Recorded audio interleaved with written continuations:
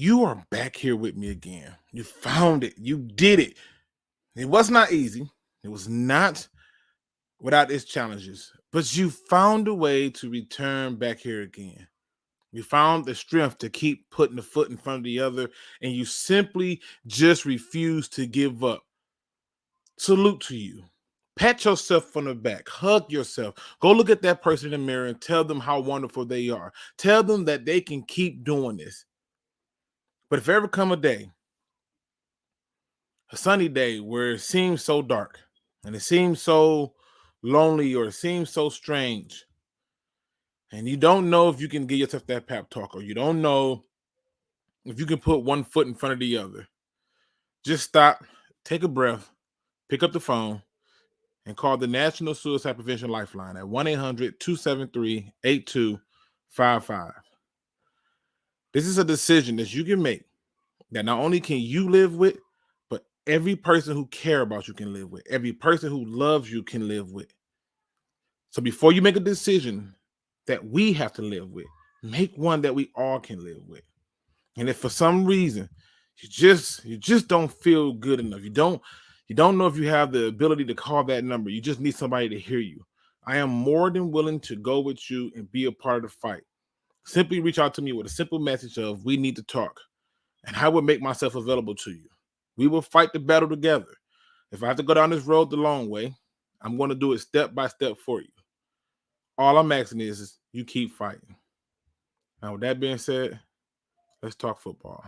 Davis is an elite playmaking linebacker that the Detroit Lions should sign immediately.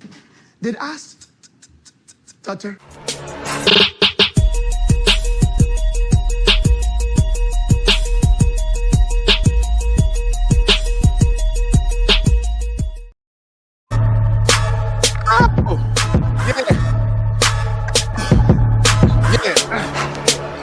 Jared Davis is elite. And whether any Lion fan want to believe it or not, he cannot be defined by one play. This video will show you, based on evidence, film, and statistics, that he is the right pick for the 2017 NFL Draft for the Lions. People, welcome back to another Field Review podcast show where everything in me is feeling good, where you start to ask yourself questions, where you can visually see a plan in place and you begin to get the urge to act the fool. This is one of them days I'm going to do it. I don't know if you knew, but if you didn't, shame on you. Shame on you. Some of y'all are not going to be excited about this. In fact, many of you are going to question what the hell is wrong with me. In fact, I believe that most of you are going to think I have lost my damn mind. But make no mistake here, ladies and gentlemen. I have not lost my mind. I have not went crazy. I am just happy. Can a brother just be happy? Jared Davis is back. He's home. He's home. And while many of you will argue all the things that's wrong with him in favor of other people, this signing is bigger than you may think. I'm going to give you all the reasons why I'm excited. I'm going to give you all the reasons of what this signing also means to the Detroit Lions as a whole in their draft. I just want you to take in the moment of a player. Now, if you're not familiar with that video that I produced, I literally made that video a long time ago. Yeah, over a year ago. Yeah, I tried to get people to hear me, and they did not want to believe it. Now, just because he's back does not necessarily mean anything to most of you, but I can tell you this much. I am excited about this. The people who have been rocking with me for the longest already knew the moment that his name popped up as a signed player, I was going to be excited. I was mad we didn't keep him. I was, but I understood why he had to go. Sometimes you have to let a person go. And they say if you love something, you have to let it go. And if it comes back, well,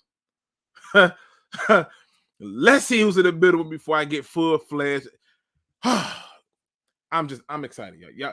We got Ghost Gunner, One Pride 40, One Funky Lions fan in the building. We got my man's Looney Tune in the building. Lions Talk with my man, aka Michael Mike. We got Dr. Pepperoni, One Pride 40, Jello, Gino, 1991 Max Stagg, Friendly Neighborhood Lions fans, Lions Lee.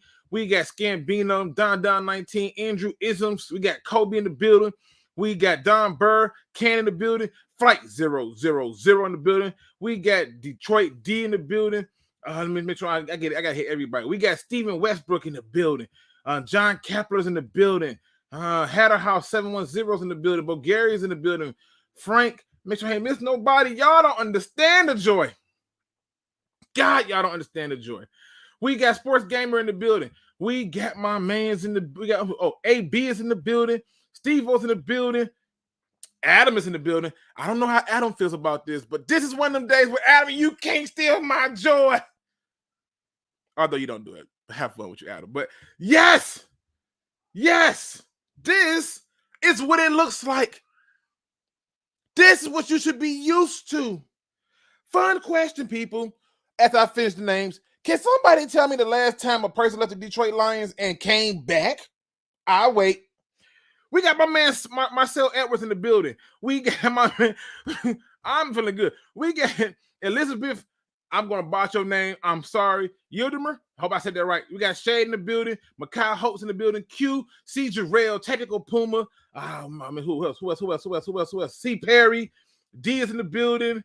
Chrome is in the building. Make sure I fit nobody. Tone Loki is in the building. Listen, people. I made a video a while back that said that this linebacker was elite, and he goes over to the Jets and he gets hurt. And obviously, when you're hurt, it's an issue. So we all know that you want a person to be healthy. We know this. We know what it is. I'm more excited about what this means. This tells me that it don't take 3 years to change a damn culture in the NFL. This tells me that a toxic environment is more cancerous than anything else, especially when it comes from leadership. That former fat guy almost made this man retire. He almost did it. He almost found a way to make a good player retire. And yet somehow he goes to a team who decides that we're going to use him, but when he gets hurt, they feel like, let's save some money. We got draft capital. Great. I guarantee you that he didn't get signed to a crazy deal. I guarantee that. That's one. Two, so all the people who are critical of him, ask yourself, who really got better under Matt Patricia? I've said this many times before. I made a whole video about it. We're going to talk about that video. We want to talk bad about Jared. Now, this right here is a video that I actually made a while back. I literally said, forget this play. I literally told y'all this is what everybody likes to point to when they want to talk about Jared Davis. Oh, he gave up a big touchdown to Ezekiel Elliott. Woo! Oh, my God. No one cares. Forget the play. You want a guy that can blitz? You got him in him. Now the Lions have two people who you can blitz from the inside and get production. Right? Now the Lions have a guy who actually will come here, compete on a low deal to earn his spot. And on top of that, the Lions still can go out and draft other linebackers. Let's say he gets cut. Right? Hypothetically. Let's say he gets cut. Let's say he somehow just gets cut and he doesn't make the team. Do you know what he's going to do? They're going to let him go through training camp and give him every opportunity to push everything around him. But my soul tells me he's not going to get cut because a while ago, Dan Campbell really spoke highly of him and really wanted this guy. And when an opportunity presented itself, he ran back. He ran back to get it. Now, I'm letting all of this stuff play as I talk because I want you to understand that this play in which he gets beat, miss me with it. In most cases, this will be considered good coverage, But it's not his fault that a perfect pass can be thrown. But this is what everybody holds over his head. But what does this mean for the Lions defense? I can literally take just about any linebacker to go now with this linebacking core and create all kind of packages. I broke this video down in this order where I show him taking on blocks because we, for some reason, don't have that. And keep in mind, when I'm showing you this video, he's doing this with people who really should not be in this 3-4. But that's none of my business. That's not what I'm here for. All I want is to have somebody who can help kill the run, have somebody who can help be in on tackles, who can actually call the plays. But show me the linebacker that we get that's doing this kind of stuff, taking on blockers, that's making the tackles in those small crevices. Look at this. Show me that guy that we're getting that's doing this. The signing is bigger than you think because they could have signed anybody else. I don't know, maybe a safety. They didn't choose that. They chose a linebacker. And they're still going to draft at least 1 or 2 linebackers. Hands down. They're still going to do it. But the part that I want you to focus on is why I'm excited. As he takes on blockers and disengages. I bet you will have a hard time going back and finding a Lions linebacker that disengage a blocker, even if it's a linebacker, I don't know, Ellis Anzalone, getting blocked by a receiver. I'm not coming at him. I'm just simply telling the truth. You will have a hard time finding that guy that's doing this. This is all from the season, his last season with the Lions. His last season with the Lions and that terrible defense that Matt Patricia deployed, this is all from that. Now, granted, injury can take anybody out of it, but this signing is huge, people. This signing is huge.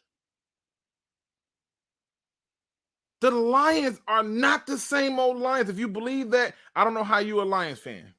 If you're not excited about this signing, I don't know how you're a Lions fan. If you're feeling like it's a meh, you're crazy. Adam, you're crazy. It's not huge, Adam. It's not. Let's think about this. It says it's an average signing, good for depth. What do you say? No risk. I'm not excited. Because you're crazy, Adam. You're crazy. You should be excited. I'm going to give you another reason why you should be excited. Tell me he's not right now the best linebacker we have. I'll wait. Lie and tell me he's not the best linebacker we have. Please tell me that. Tell me he's not the best. You're not going to tell me that Alex Anzalone is better than him.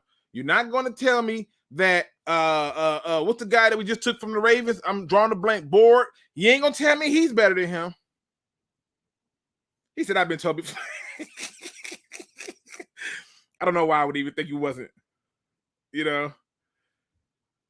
He said, I can show up to camp and be the best linebacker. No, you're not. You're a quarterback. He's the best linebacker on the team now. But the more important part of it is just this. Take in all the things he do well. Take in all the things that he do well. This was a huge loss when we lost him. When everybody was still falling in love with GJ, what's my man? Oh, Collins. Yeah, that guy, Jamie Collins, who decided he didn't want to play. The reality is we are moving in the right direction. I showed you a chart yesterday that showed that when teams spin smart and aggressive, it do it. He went from hating this organization and the head coach that was there to coming back. And the signing is huge because it also lets you know what's going to happen in this draft. You don't make this signing if you're going to make some other moves in the draft. The window on quarterback and all these other crazy things is closing by the moment. And you're still going to draft a linebacker. He gives you so much. And the thing about it is, the one thing I know about him, even when he messes up, it's still aggressive. Even when there's no reason for it to be good, it's still aggressive. The idea to bring back somebody who people thought was broken, because he wanted to be here, and he instantly upgrades that position. Bravo to you over there, Brad Holmes. Bravo to you. You're showing me that you are competent. I never even considered that they would even bring Jarrad Davis back. Never thought of it, because we don't usually do this stuff. Which brings me back to that original question. When was the last time the Lions ever had somebody leave and come back? He will still draft 2 linebackers, because he's going to have to get those guys ready for the following season. But now I got 2 blisters. Now I got another leader. Now I got somebody who actually loves the city. I got somebody who wants to be here, because he could have went anywhere else. And I guarantee you this, when the contract get announced, nobody, and I mean nobody, is going to be mad about his contract. Nobody is. You took a guy that you drafted in the first round, brought him back, and you're probably going to get him a prove-it deal. This I promise. I'm showing all of this stuff because I want people to understand. This is a good pickup. What risk do you have for taking this person? None. None. No risk. It only helps. It only upgrades you. Now, right here, we talk about blitzing, and I highlight why he's a good blitzer. Something that many of you just don't want to see. Like, y'all don't want to believe this. But just think, for all you who love the 4-3, even though, you know, he didn't necessarily say he was going to a 4-3, just look at this ability to blitz. You remember when those other guys would do this? They wouldn't even be close to the quarterback. You remember that?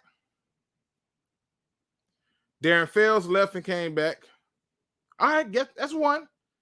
I'll take it. I want to know. I want you to just understand. I'm showing you what makes this guy an elite player. Injuries will set anybody back. I don't care who it is. But the Jarrad Davis signing is huge for the Lions. They still could have went out and signed the safety. They're not going crazy. They're not going crazy. They're taking the player that gives them something. Please, somebody, I dare you go find me the film where the linebackers are blitzing like this. It says, how huge is it? You're killing me here. Is it a decent signing? It's beyond a decent signing. It's an amazing signing. Why? It's a cheap player who knows the city, who knows the team, who started out the team, wants to be passionate about the team. It's big. It's really big. And it gives you options. It gives you so many options on your defense. We didn't get this kind of production from our linebacking core.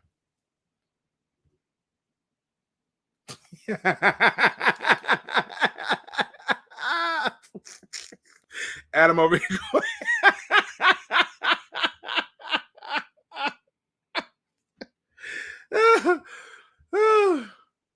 Yes, it's amazing. Yes, it is. How is it amazing? Because he instantly upgraded your linebacking core. Well, how is it amazing? Because he gives you more options in the defense. How is it amazing? Because he's not paying him an arm and a leg to get the same thing he's going to get from him anyway. How is it amazing? Even if you make him a rotational guy off the bench, you're getting more from him than you were with the other guys. How is it amazing? Because we didn't go out and sign another high-value free agent with a ton of money over the top. You just signed the guy who can play. And this is amazing. On top of the fact that he left and came back, could have signed with somebody else, but came back. I love this. I love this. I love every part about it. I love everything that he stands for. I think he's a very good player. He's going to be dirt cheap. And I think when it's all said and done, he'll get a resurgence and he will get another contract here. I see it all day. So this is the best thing I think the Lions could have did. And they're still going to take other linebackers. They're still going to take other linebackers. And that's cool. But until I find somebody that can blitz like this, until I find somebody that can give us this type of play, I'm ecstatic. While everybody out there selling their souls to the devil, trying to find the best player, I'm going out making sound decisions and bringing in people who can help this team this year. I'm not going to draft somebody and have him sit there for the hell of it. Makes no sense. I told you the stats speak for themselves, just showing you stuff. Just showing you how I feel. And I talked about this a while back. Where I basically, let me see, when I do this, when did I drop this damn video? When was this video dropped? September 7, 2020 is when I dropped this video. Y'all don't understand how big this is. Y'all don't understand how important this signing is, because it also shows you what they're thinking in terms of the draft. They're not thinking about the flashy stuff. They're thinking, okay, I need to bring somebody in here who can truly help this team right now. The quarterback stuff, throw it out the window. I don't even got to worry about it no more. After this, I don't even got to worry about it no more. Why? Because they're already telling me that I'm not taking a guy who can't help us this year. I'm not doing it. You can't help me this year. I'm not taking you. And that's the way it should be. It should be that way. You can't help do nothing for this team. Bye. I don't have time for you to sit. Oh, by the way, it's pushing further the idea that, yeah, you're probably taking a safety. I put it out there. I'll let y'all talk. I gave my little joy in my moment. The link is in the description. Feel free to come in and tell me I'm batshit crazy. Tell me I'm nuts. Or as my man Plan B says, you're delusional. I'm not mad. I'm not. Don't be so sure of yourself, Luke. I'm not being sure of myself. I'm just telling you I'm excited that he's back. I didn't want him to leave. You know what else? I didn't want Sue to leave. I wanted to trade Calvin Johnson. I've been on record to say that many times. I want players that I believe bring something to the table. And I'm telling you right now, when it comes to certain players and certain positions, I put a different set of glasses on because I played those spots. I tell you this story all the time. I had the opportunity of a lifetime. As a guy who played linebacker, I had an opportunity of a lifetime where I got to meet and talk to Ray Lewis. Changed my life. Changed my life. I asked him one simple question. Don't you know why I asked him this, but it was the one simple question that was so perfect. What do I do to get better and to make myself the best linebacker on the field? And he told me to, one, study your film and study it like it's your cell phone. Keep it with you at all times. Know your playbook inside out, like the back of your hand. And he said, two, know your enemy's weakness. Look for soft spots. I see you in back, Lions Rumble. Look for soft spots. And that's what I did. And I'm telling you, when I watched him, I said, look, this is a guy who is going to do something special. Because that's the kind of player that you want. That's the kind of player that you need. Lions Rumble's in the building. What up, though, brother? What up, though, fam? What up, though, chat? What are your thoughts on this signing? Clearly, I'm delusional. I've lost my mind. You're not the only one. You're not the only one. I did too. I didn't think he was coming back at all, but like you said, I think the familiarity with the city, and I think just his hunger. Like he did show some signs of some streaks of greatness, I should say. But I think him coming back is just going to be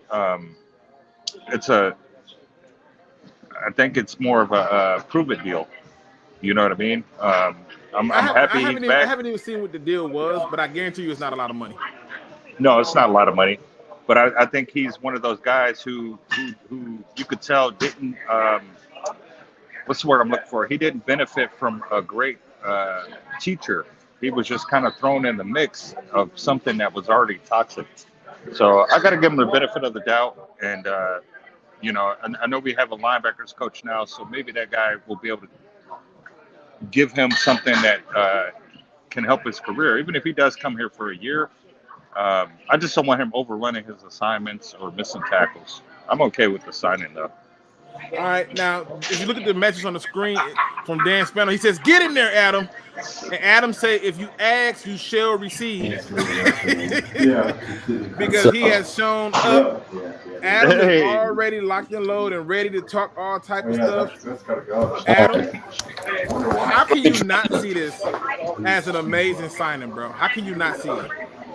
All right. Oh, he giving us the Woodward Sports tour. I see him in the corner like he's coming down. I'm just trying to get away, so when I say this, nobody fucking looks at me like I'm crazy. I see you in the back, Gnome. I see you in the back, Gunner. Don't go nowhere. Yeah, no. Look, man, I was putting it in the chat, but you wouldn't read it because you're an asshole. But what I was trying to say is, you got to look at it like this. If you break up with an ugly bitch, all right? Right. And she's just really ugly, Mm-hmm. you move on, you upgrade, you move on, you kind of accept, all right, I'm done with this chick. No more issues. Right. And just because, you're single doesn't mean you get back with the ugly bitch. You know what I mean? Right. And just because, look, my right hand can do a lot of work, Like, I don't need it probably could. It probably could. But you know the difference, though? Even the ugly chick who comes back might have been good enough to hold you down, to support you. I don't need anybody to hold me down, man. No, see, that's the problem. Okay. But see, this is the point, though. It ain't the same, Adam. And once you've been there, it's not the same. All I'm pointing out to you is this. Just don't tell me it's an amazing signing. I'm willing to agree. It's not. Listen, it's amazing because it's think about linebacker that nobody cared for. Nobody was offering him a long-term deal. He hasn't had a healthy season in his entire career, except I want to say his second year in Detroit. Yeah. Like he's an inconsistent player. He's never on the field, and again, he gives you a lot of things. He gives you depth. He gives you variety. That's kind of been the entire conversation of the Lions off season, but it's just a meh signing. It's whatever. Like, but see, my dick isn't getting hard over Jared Davis. It's just not. But it doesn't have to though. You know why? Because I remember I didn't have any excitement over Charles Harris, and he performed his ass off with a better coaching staff who knew how to use him. And if you trust Aaron Glenn, you have to understand that this guy gives you a better opportunity with a better coaching staff. Look what he did with that motherfucker. That one who came in here tonight. He knew he had a lot of work to do after taking over a team that was 9-7. Look what he did with that. And then he gets a chance to come to a legitimate team with an opportunity to play with a coaching staff that you respect. I know you respect them. Don't you dare try to act like you don't. And tell me you don't feel confident. Tell me you knew in your heart of heart that they could take a safety in Will Harris and make him play outside corner and get some production out of him. You never seen it coming. And now you get a linebacker who you can send on blitzes, a linebacker who can take on blocks, a linebacker who's not going to cost you a lot of money, who you originally drafted. Plus, it's a signal to the organization that things are changed. The fans, people leave, don't come back. They just don't. They don't like us. They can't stand us, and they don't want to come back. And he came back, and not because he didn't have offers, because he wanted to be somewhere where people wanted him and that he had a chance to truly succeed. That's the difference. That's the difference. That's why it's amazing. Uh-oh. It's too many people here. I gotta keep walking everywhere. Yeah, look, man. Look, it's a C plus signing. It's fine. There's no risk involved. It's a 1-year deal. If he plays his ass off, great. If he doesn't, great. I don't care. It's again, it's not getting my dick hard. So I'm not sure. I'm not sure what the hype is, Luke. I don't know. You've been crazy the last few days. The first thing is this. The hype is one. We know that the teams who are going out spending big in free agency often and this is not my research. This is another person who's done the research, but I can show you in real time with our own team that this happens. We know that teams who spend big in free agency is correlated to losing. And the Lions used to be one of those teams who spend big in free agency, and they lost a lot. And we know that that the signing is a all high risk, right, but high reward thing. The risk only comes if he can't stay healthy. But even at that point, it's not a risk because I guarantee you he doesn't have like a huge contract. I know that's the only good thing is they signed him to a 1-year deal. Outside of that, he's been an average player his entire career. Outside of his rookie year, it's whatever. It's fine, but don't say it's a big signing. Don't lie to these people. Don't do that to them. Luke. You want the name. I get it now. You want. I don't want the name. I didn't want Marcus Williams. I didn't know. I don't want the name. It's too much. Who gets your rocks off for you? Who's the free agent that they can still sign out there? There's no free agent that's going to get my dick hard this year. Wait, hold on. At that point, free agents will get my dick hard in 2 years when this team actually can go out and get free agents that are worth anything. Again, keep in mind, I'm just merely pointing this out to you. Keep in mind that this is a linebacker who should never have left. He should have never left. And they tried to re-sign him. He just didn't want to come back because that whole Patricia thing was like too much. He was ready to retire. He needed that change of scenery. At the end of the day, half the time that we get excited for certain signings, we always get let down. Everybody was hyped about Reggie Bush, let down. We was hyped about Rick Wagner, let down. TJ Lane, let down. Trey Flowers, I wasn't hyped about it, but most people was hyped about that crap, let down. And you can go through the whole entire list of people that we was going after and got let down. But this here is one of those signings where I think you would find 100% opportunity to see that he's going to be better than you thought. And when it comes, I'm going to ask you a simple question. Real simple question. You know what that is? It's going to be, so feeling a little roused now that he's out there giving you all these blitzes and tackles and the defense looks comparable against the run? Because I'm telling you, with the people they have in front of him, he can roam. He was doing that with Danny Shelton. I think he's going to walk in and do hopefully just fine. They're going to draft a linebacker ideally. I don't think they're just going to stop here. And the defense, I'd imagine, under Aaron Glenn is going to get a lot better like it did last year. And that's fine. He can do good things. That's fine. But this is a meh signing. It's nothing. It's good. It's nothing crazy. It's nothing franchise changing. And, you know, wait. I didn't say franchise changing. Yeah, but I said he completely upgrades your cut off my dick and throw it in that linebacking core and it would be an upgrade. I mean, no way it wouldn't. No way. I'm pretty sure it's hairy as hell. No, it's not. Okay. Nobody was a hairy one. Okay. Let's be honest, Adam. You know that this is an upgrade. And if anytime you upgrade the position, you have to be excited. I don't think they upgrade, actually. I think he's just he's depth. So they upgrade in terms of depth. I don't think he's a player that's coming in and giving you elite play, let alone even above average play. I think if he walks in and gives you average play for 17 games and he's healthy, that's good. That's fine. Because you're not a contending team. That's not the end of the world. I think you're going to draft another linebacker. So, yeah, look, it's meh. It's meh. The message I want to get across. It's meh. I want you to keep You're that. Crazy. Listen, you're crazy. We're gonna see who stuff aged well here, Adam. We're gonna see who stuff aged here, and I think you'll see it. I'm gonna bring in my man Nomis J. Nomis, Adam don't like it. Well, I ain't gonna say he ain't gonna like it. He just thinks it's nothing special, nothing to write home about. But he completely becomes our best linebacker. Now let's reverse this. If that was say. If they went out, and Adam, don't you dare lie about this. If they went out and they signed, say, Napsit, he'd be going, great pickup. Who? Napsit, that they released from the Raiders. Look, Chris Board is going to be an okay signing. They're both meh. It's whatever. Yeah, but see, Chris Board is not going to get to the starting lineup.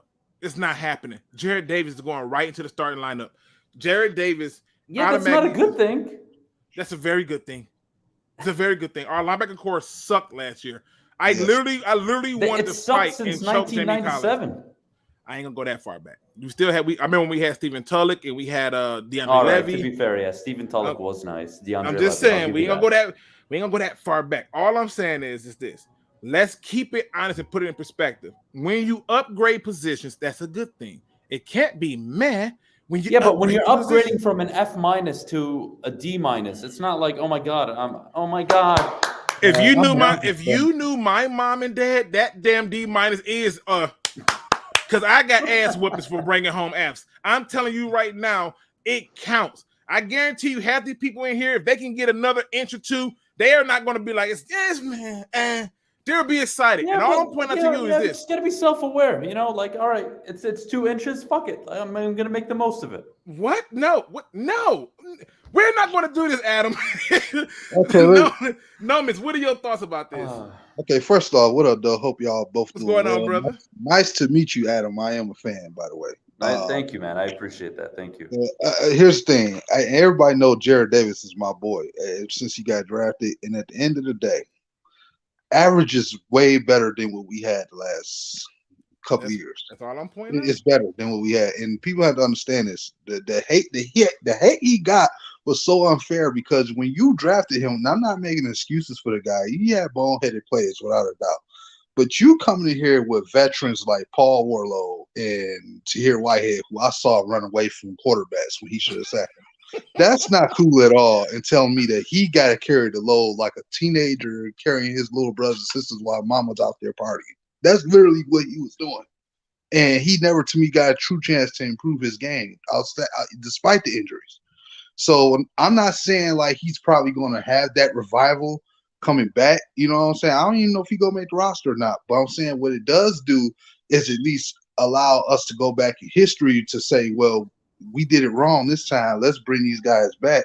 Charles Harris, Jared Davis, Sarah Settle, a couple of veterans, and then bring new draft picks in here that can actually have somebody they can learn that proper young vet presence they can learn from so they can grow somewhere better than what they were in the same situation. That's kind of where I'm looking at it for us. And it still is a help because we have nothing there.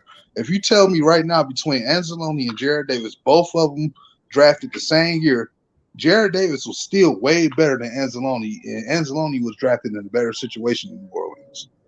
Cam Jordan, Sheldon Rackins, Marcus Williams was there with him. They had a lot of good players over there on defense, and he still didn't play good.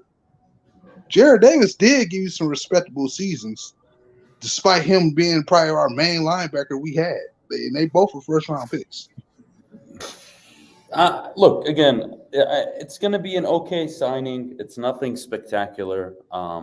If he makes the team and he ends up getting into the starting lineup, great. And he puts up, 70, 80 tackles, great.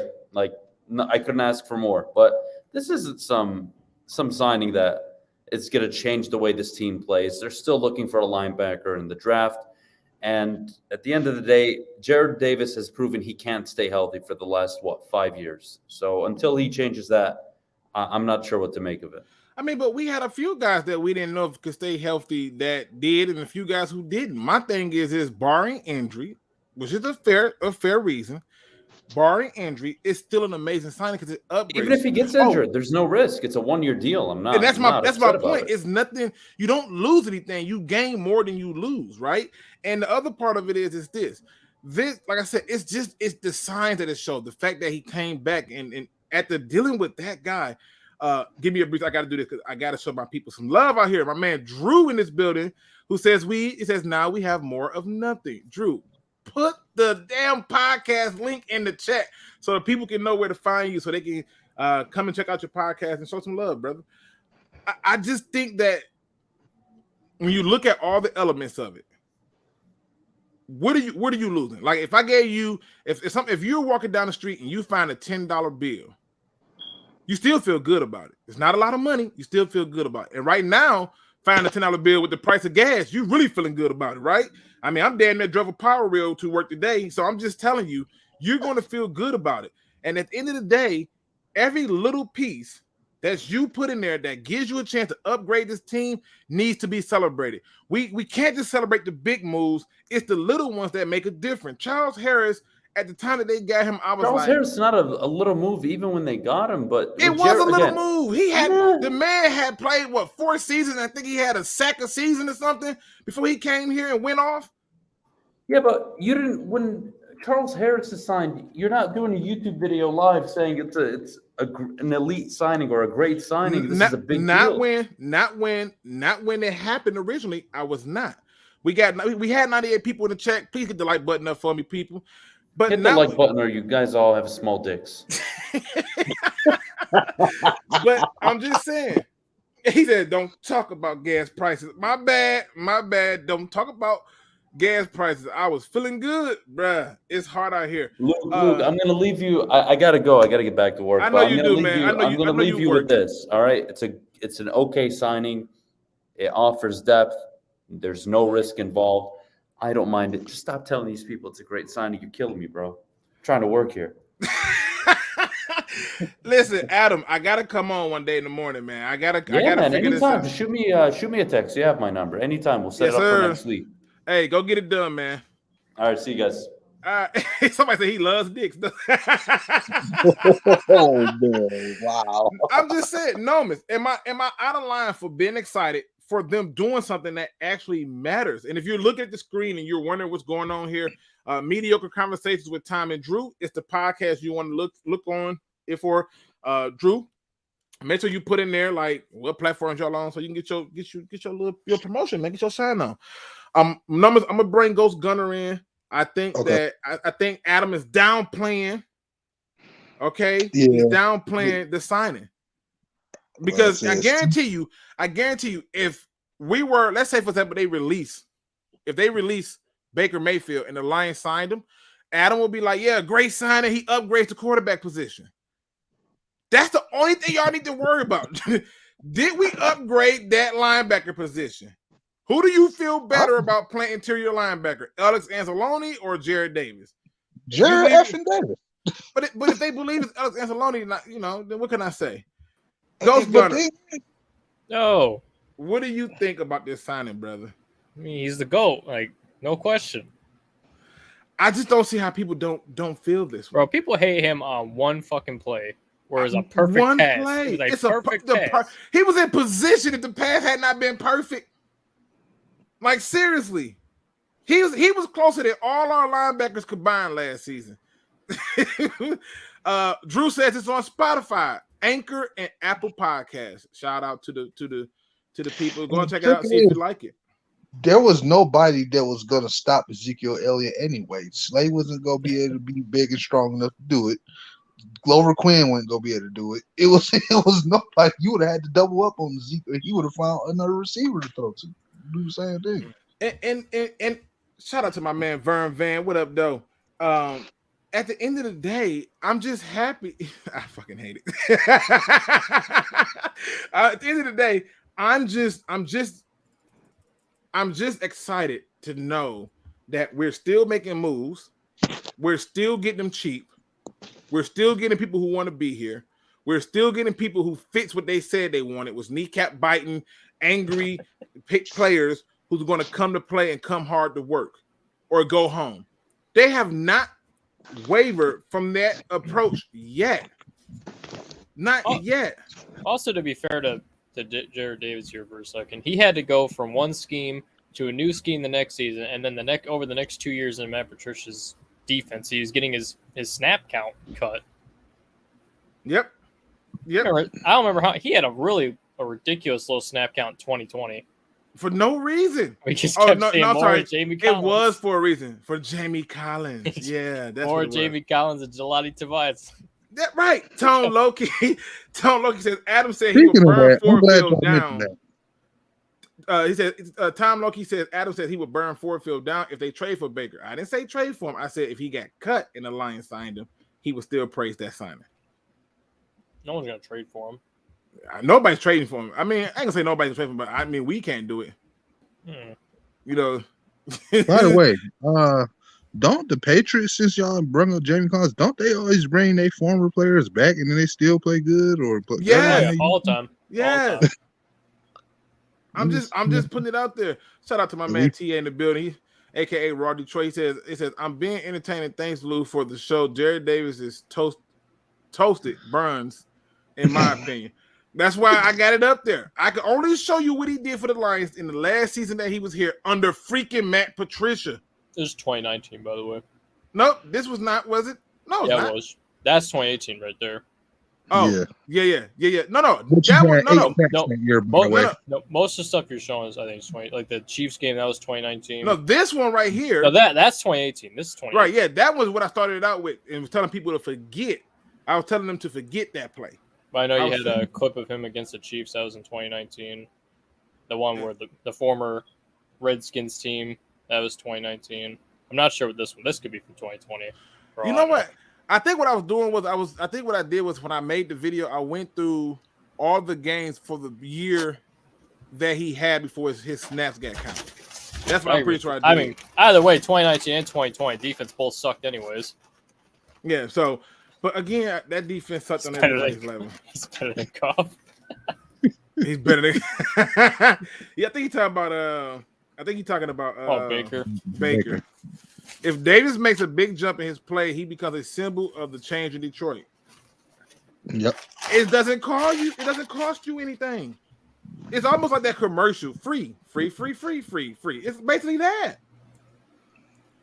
You know, Luke G, who fits the locker room better? Willis, Ryder, Hutchinson, Tibbs, Hamilton, Walker.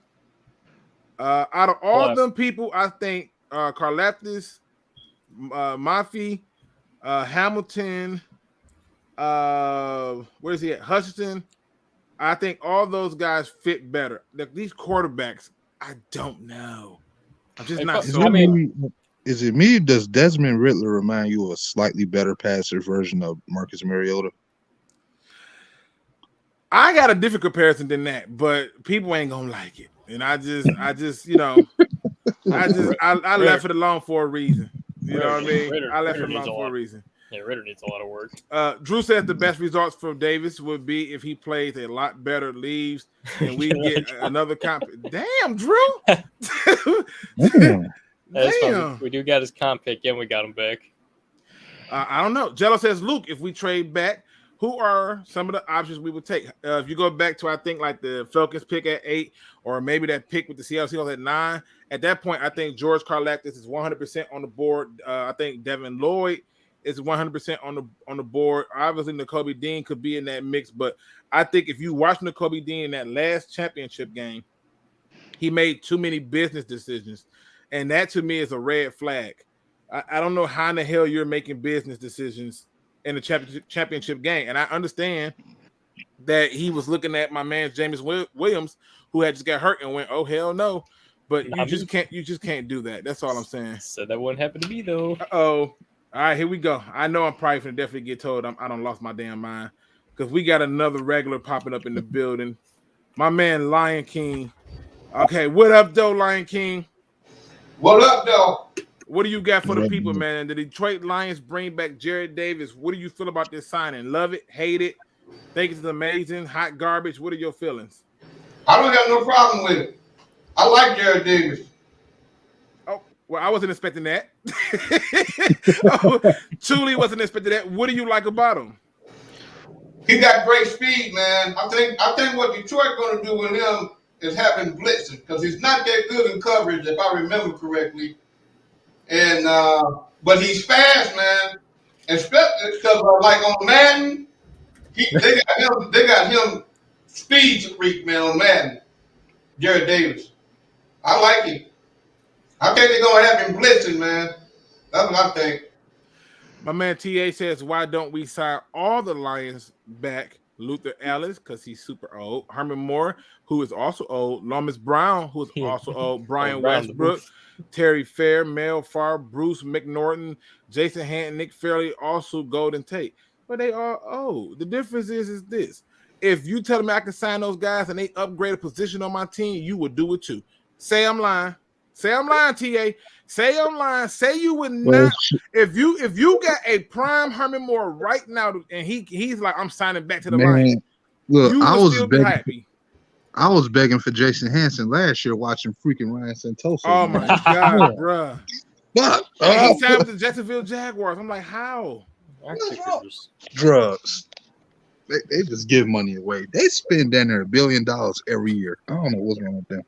But again, that's the point.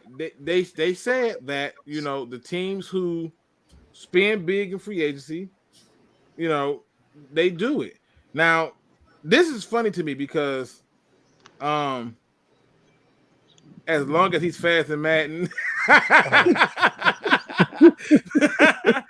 I got what you said. He said, "Low, did you just compare a Madden version of a player to the real one?" I didn't do anything like that. I'm just making a point. No, but I mean, they're going to have him do the same thing the Cowboys do with Parsons. Everybody loves Parsons. They're just going to set him after the quarterback.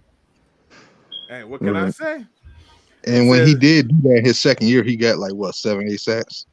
Yeah, they used him. That's a 1 year they used him right. At least in Patricia's scheme. Now, and also this is the other thing, gentlemen. If you just look at this part of it right here, this is it. Davis upgrades our linebacker room with a 1 year prove-it deal. That's why it's an amazing signing. Are there other people we can go out there and still get? Sure. I still want to get Kaiser White, right? I've been beating the table for him for a while. I wanted the guy that went to the Bears, but he went to the Bears. Said, guys, say it with me. Carr leftist. Wait, don't judge me. I boss everybody named Drew. I boss every. That's the thing. He been doing this for years, bro. I boss everybody now. I try so hard. I really do. Me and you both. I try so hard. You know. Me in the basement together with that. Now listen, because realistically, let's talk about it. Why are the Lions not signing safeties? I mean, ain't Tyrann Matthew still out there? No, he signed. Did he signed already? No, he signed for Oakland. Las Vegas. God, man. Oh, he signed the Raiders? I thought it was the Raiders he signed with. He said Herman Moore is still in shape. TA, if you don't stop the lies and fairy tales, what in the sweet baby? What shape he in? Stop. He said, dude, that's why I spelled it out. Oh, listen, you can do that a lot. I see they signed Deron Harmon. Who did? The Raiders. Oh, boy, you had me scared. I'm like, wait, the Lions did what? Nah. We ain't doing that. Boy, let me tell you something. When you talk about Deron Hartman, it makes me want to fight, boy. I was like, what? Man, like how he was at the Coleman. Now, wait, somebody is telling me that the Honey Badger is still a free agent. Yeah, I didn't see it on the Raiders Twitter. Listen. That's why I saw Deron Harmon. Sports Gamer and Drew says no, he has not been signed. I'm just saying. If just ask yourself the question: why are they not going after that secondary help? Why? That nobody finds that odd. Oh, y'all gotta be bad. I mean, I don't. I mean, you gonna be in the draft, man. You say what now, Lion King? I'm thinking probably gonna be doing all that in the draft. I'm thinking that too. I'm thinking that too. You know what? And Luke, what about Akeem Hicks, man? He's a good run stopper. If you take Hakeem Hicks, that means you got to sit somebody. So whose spot is he taking? Is he taking Michael Brocker's spot? Yeah. So you're putting Michael Brockers to the bench. Yeah. I mean, he really didn't. Wasn't he hurt for a while? I mean, a little bit. A little bit. Akeem Hicks, man, he's the truth though. I can see Hakeem Hicks going into that role, but I would prefer him as the nose tackle more so than put him out there at that DN spot. I think that's why I think they would put him at that DN spot to try to help free up Khalil Mack more. But if you think he'll be an upgrade over Michael Brockers, I get it. I ain't gonna kill you. Oh, no question about that, man. It's just that he's gonna stay healthy either. He missed a lot of time with the Bears too, man. Well, now when he was hurt, Khalil Mack did not look the same. Because now the attention goes to the other guy. Shay says, Luke, your thoughts on Zappy in the 5th round? Okay, cool, great. 5th round pick for him, great. I know he'll be an upgrade over Tim Boyle. I don't know about Blau just yet, but he'll be an upgrade over Tim Boyle. And if you want to sit that guy that you drafted in the 5th round for a year or two, go ahead, be my guest. They'd cut Blau before freaking Tim Boyle. That's okay. I don't know. Well, I'm surprised they even brought Blau back. I feel like they hate him so much. Rather have Harmon than Justin Coleman. Harmon can kick rocks. That dude was so terrible. That man was king of waiting for contact. Let me see. I'm trying to catch up to the chat, man. It says he still has a route tree. Herman Moore. TA, if you don't stop this, I would love to see him run a route. I would love to see it. I'm just saying, and not denying. I want to see him run this route tree still. No disrespect to my man Herman Moore, one of my favorite lines of all time. But come on now. Oh, you know what I think that what Noam thought? I think it's because the Saints signed Daniel Sorensen, the other chief safety. That might have been what that was. All right, let's so see. Here you go. Look. Drew liked that. He liked the Hakeem talk, or taking Zappy. Tim Boyles have pics of Dan's wife. What? No, don't say that. Calvin Johnson's still available. We'll take it wherever y'all want. We should have traded Calvin Johnson. You know, that's my opinion, but hey, what can I say? I'm always crazy. Also, I mean, just out of curiosity, you know, those of you in the chat, put a grade on it. What are you giving this? I mean, if you like him, you'll give it a good grade. If you don't, you give it a bad grade. Put a grade on it. I know for Adam, he says moving from a D to an F ain't much, but damn it, that's an improvement, right?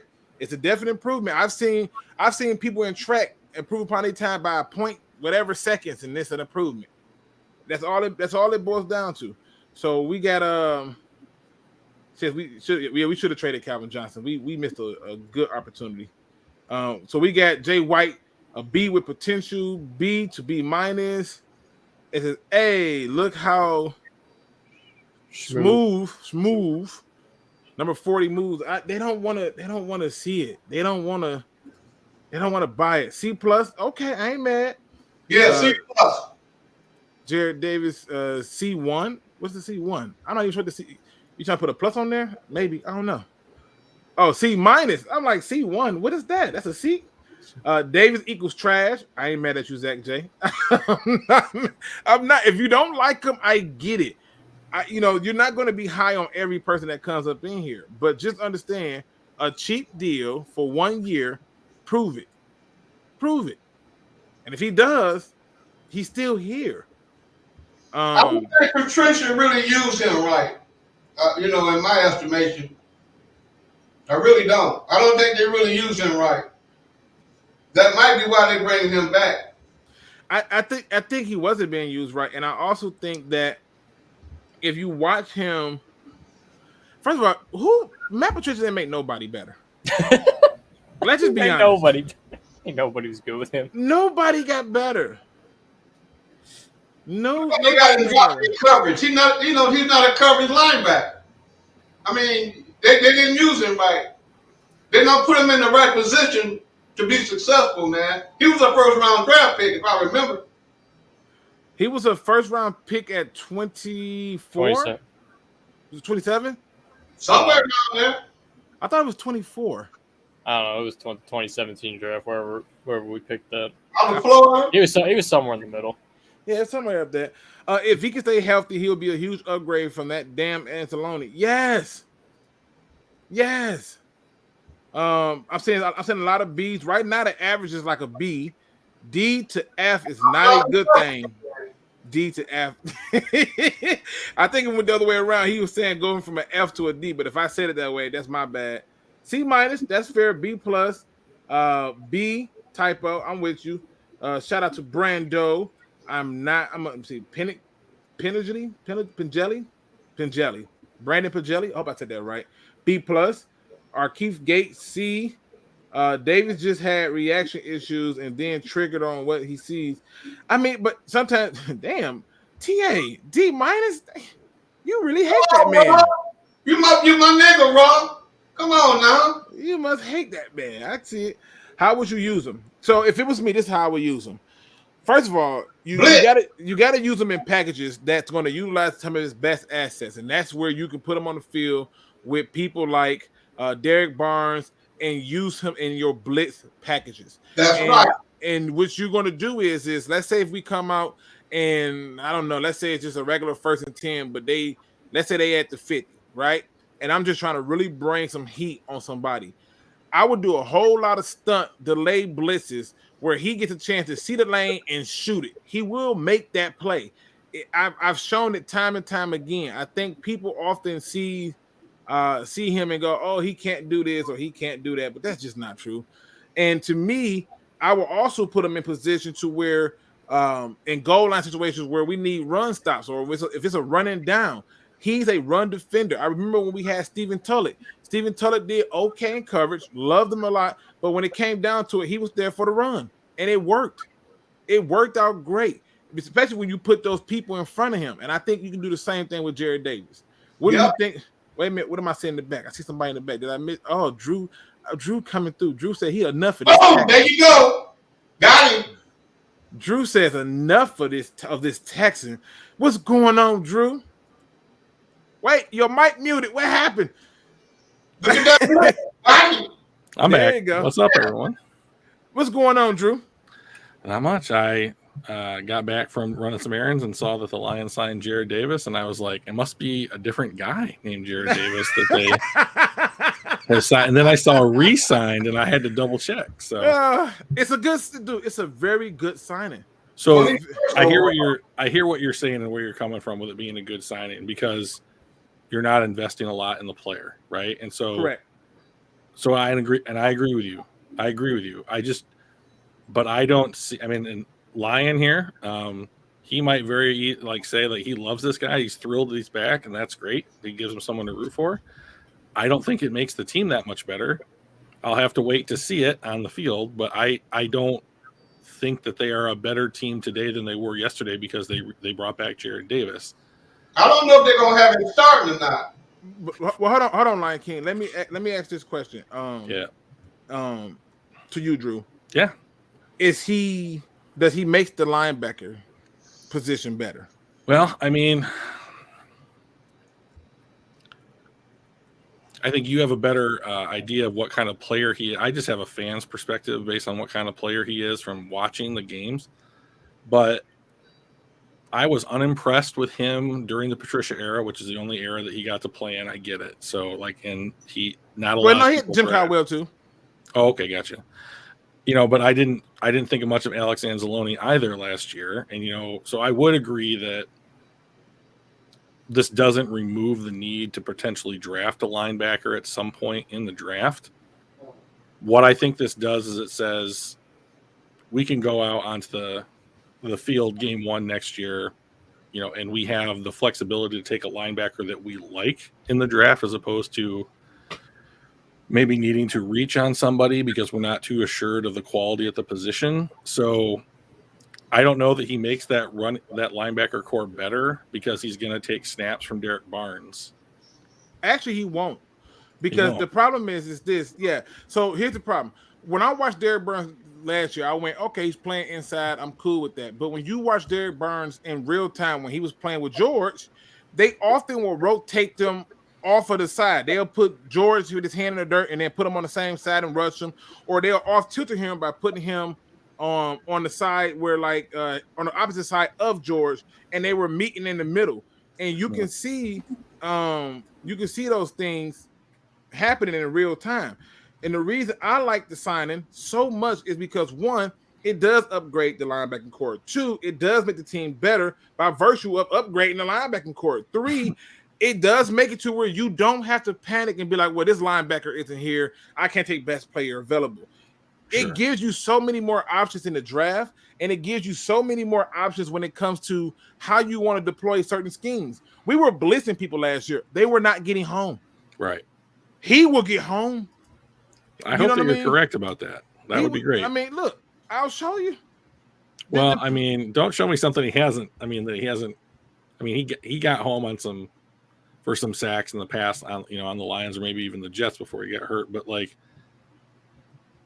I'm going to reserve judgment on what kind of player this is until he plays on the team this year, because I'm not flush with confidence that now that he's on the team. Were you confident when we took Charles Harris? So I'm not a huge Charles Harris guy. I might either. I'm just saying, but he still performed, right? He had I would say, the way that I would say it is that he had his best year as a pro last year. Right. And that's about as far as I'll go. But he still performed. He had his best year. Yeah, he had his best year as a pro last year. That's undeniable. My man William Birch comes in the building. Let him talk to you for a minute. What's going on, William? I see you in the back line, King. I know you walked away, so that's why I took you out. What's going on, William? Oh, nothing much. I was trying to mess you up. I was dancing backstage. I saw you. I'm like, what the hell is going on? Now, everybody thinks I'm batshit crazy, William. I think this is an amazing signing, a cheap signing of a linebacker who upgrades our linebacking position. He's already the best linebacker we got, so that's great. Vern says that he played with Alex Anzalone in Florida. Didn't realize that, but that's good to know. So they got familiarity with each other in that regard. But what are your thoughts about this signing? Is it a bad signing, a good signing? I think it's amazing. The fact that we upgraded and we still got room to add people, and he ain't took a lot of money to do this, I'm excited. Yeah, I think it's all about the money to me. Like, in the fact that it's only a 1-year deal. Like, if this was multi-year, even at $2 million a year, like, I don't know how I feel about that. He might, if he busts this year, he might just take up room. But since the 1-year prove deal on a year where, like, fuck it, we might bring in 2 more linebackers. Y'all figure this out. Allow him to compete. And if he don't get the starting job, he has a shit ton of starting reps in the league. Yep. Yeah, like at minimum, he adds quality depth to your team. And let's say they cut him, right? Let's say they cut him tomorrow. At that point, obviously the signing is not great, right? He has to he has to be able to come in and contribute, right? We can't just say that. I'm under the belief that he's going to take the starting spot. I don't see a person on the roster who's going to prevent him from doing that. And I don't see him taking reps from nobody because we need another interior linebacker. And so you have him and Alex Anzalone as your interior, right? And this also still bodes well for the people who want Aiden Hutchinson and Thibodeau and obviously Trayvon Walker, which I don't know why in the hell you would want Trayvon Walker just because he ran a 4.51, but the tape says that he does not line up and do these things anyway. That's another story for another day. Timeout. But, So let me ask you just real quickly because I want to take away from William. But do you hold that same opinion for Jordan Davis because he also showed out at the combine and people are projecting that he'll do different things in the NFL than he was asked to do in college? No. So for me, what it boiled down to is what I see right here on the film and what I have been watching him do when he's with the Lions. And I saw a guy who under Jim Caldwell, struggled early in his career, but still made some, nice plays, and then he started to get better. That's why I like what I like about him. Jordan Davis, the DT from Georgia. Jordan Davis. So with Jordan Davis, I don't know if you know Brett Coleman's opinion on him, but I stand in lockstep with him just because the prevalence of 2 high structures means that you're not going to have a hat for hat in every gap in the run game, regardless. So having somebody who's that big, who always, no one is questioning his dominance in the run game. That's almost universally praised. But it's the issue of, okay, can he maintain his stamina? Can he keep his weight down in order to also be effective in the pass? I think people worry about that too much. When we have to get the third down in order to pass the ball and get you got to eat your veggies before you get to that dessert, bro. That's how I look at it. Plus, when you look at Jordan Davis, I think a lot of his hype around the combine that's coming in is the simple fact that he's so big and he ran so fast again. But let's talk about those bench press. We don't talk about that. We don't talk about his counter. We don't talk about his pass rush moves or his ability to anchor. We don't talk about that. He's big. You know who else was big? Elbert Hainsworth. You put that guy, Jordan Davis, out there, you get 3 downs, and he's got to come out, take a breather. It's just the reality of it. And at that point, he's rendered, in my opinion, useless. That's not somebody I'm willing to take as a second overall pick, and I'm not willing to take at 32. Not when I still have other areas I can improve upon. Now, if you bring in Jordan Davis and you telling me that Jordan Davis can now take one of these other guys' picks, then now I got to question what you did the previous year when you took 2 D linemen. So, to me, yeah, I think a lot of what he's getting is also because he's big and everybody loves when people are fast. right? Like I give you a perfect example, right? If Kyle Hamilton ran a 4.29, he would be the overwhelming number one person to come off the board. The Jags fans would want him. Everybody would want him as long as he ran a 4.29. But Are we sure he didn't? Because I would love it if Hutchinson slipped down to 2. I'm just saying. But if he runs a 4, let's just say Hutchinson, right? Let's say if Hutchinson had ran a 5, people would have been like, "Oh, you can't take him." But that's not what the tape say. The tape don't say that. I remember last year it was a running joke for me because I could not believe it. I don't know if you paid attention to it or not, but the pro days from Penn State were astronomically strange. Everybody ran a 4.2. And I just was like, how in the hell is everybody fast? And when they had that guy, he ran a 4.3. I'm watching game after game of people just running away from him. I said, where did this 4.3 come from? What are they clocking you with? So to me, I'm just looking at it and saying, can we be better? Right? Can we be better on every aspect of this team with small, simple signings that may not look like they're big? But the teams who signed all those big names, look at them. They're dumping them. Khalil Mack out of here, right? They're dumping them. They go out and trade for Julio Jones. Where he at? Free agency, right? The list goes on because they realize that, look, I need people who want it, who hungry, who trying to get it, and that's what it boils down to. Steve-O says Albert Haynesworth was a beast before he got paid and got lazy. I remember listening to a podcast where Clinton Portis literally said Albert Haynesworth faked the injury. Took it off the field on the stretcher and then come running out the damn tunnel just for praise, like he on Jerry Maguire. Yeah, I'm good on that. He tried to go after a Bengals YouTuber when he made a video on him talking about his career. Did he?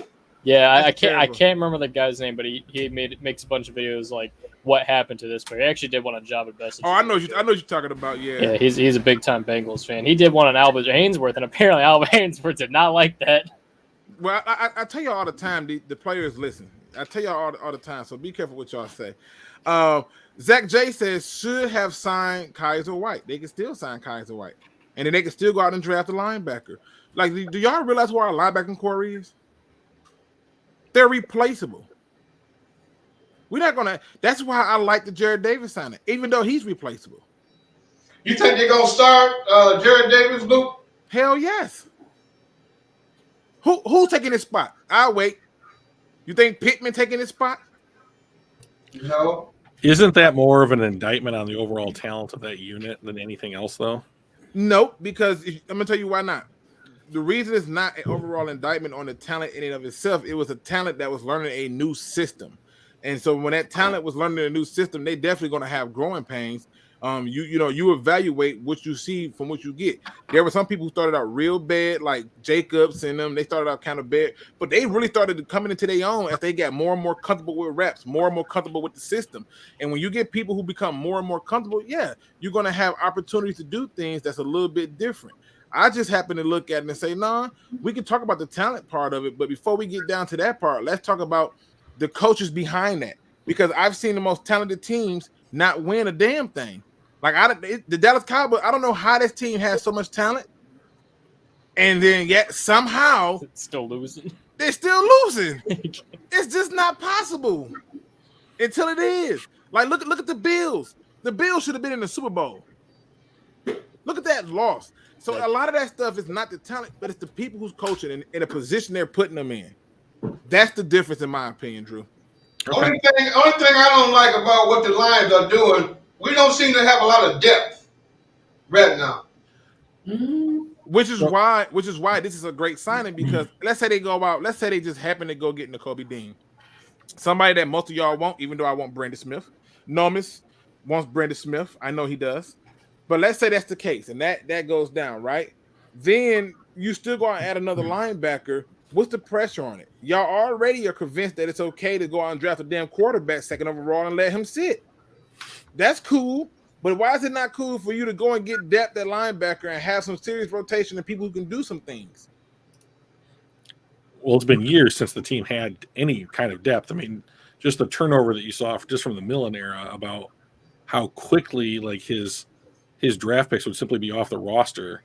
The roster turnover was just completely ridiculous. So, I mean, to Lyon's point, I agree. Like, if you go out and you sign Jarrad Davis and you draft Brandon Smith at let's say 66 overall, or maybe who knows where he gets picked. I do not mind then if if Jarrad Davis shows, hey, I've got some chops, I like it here.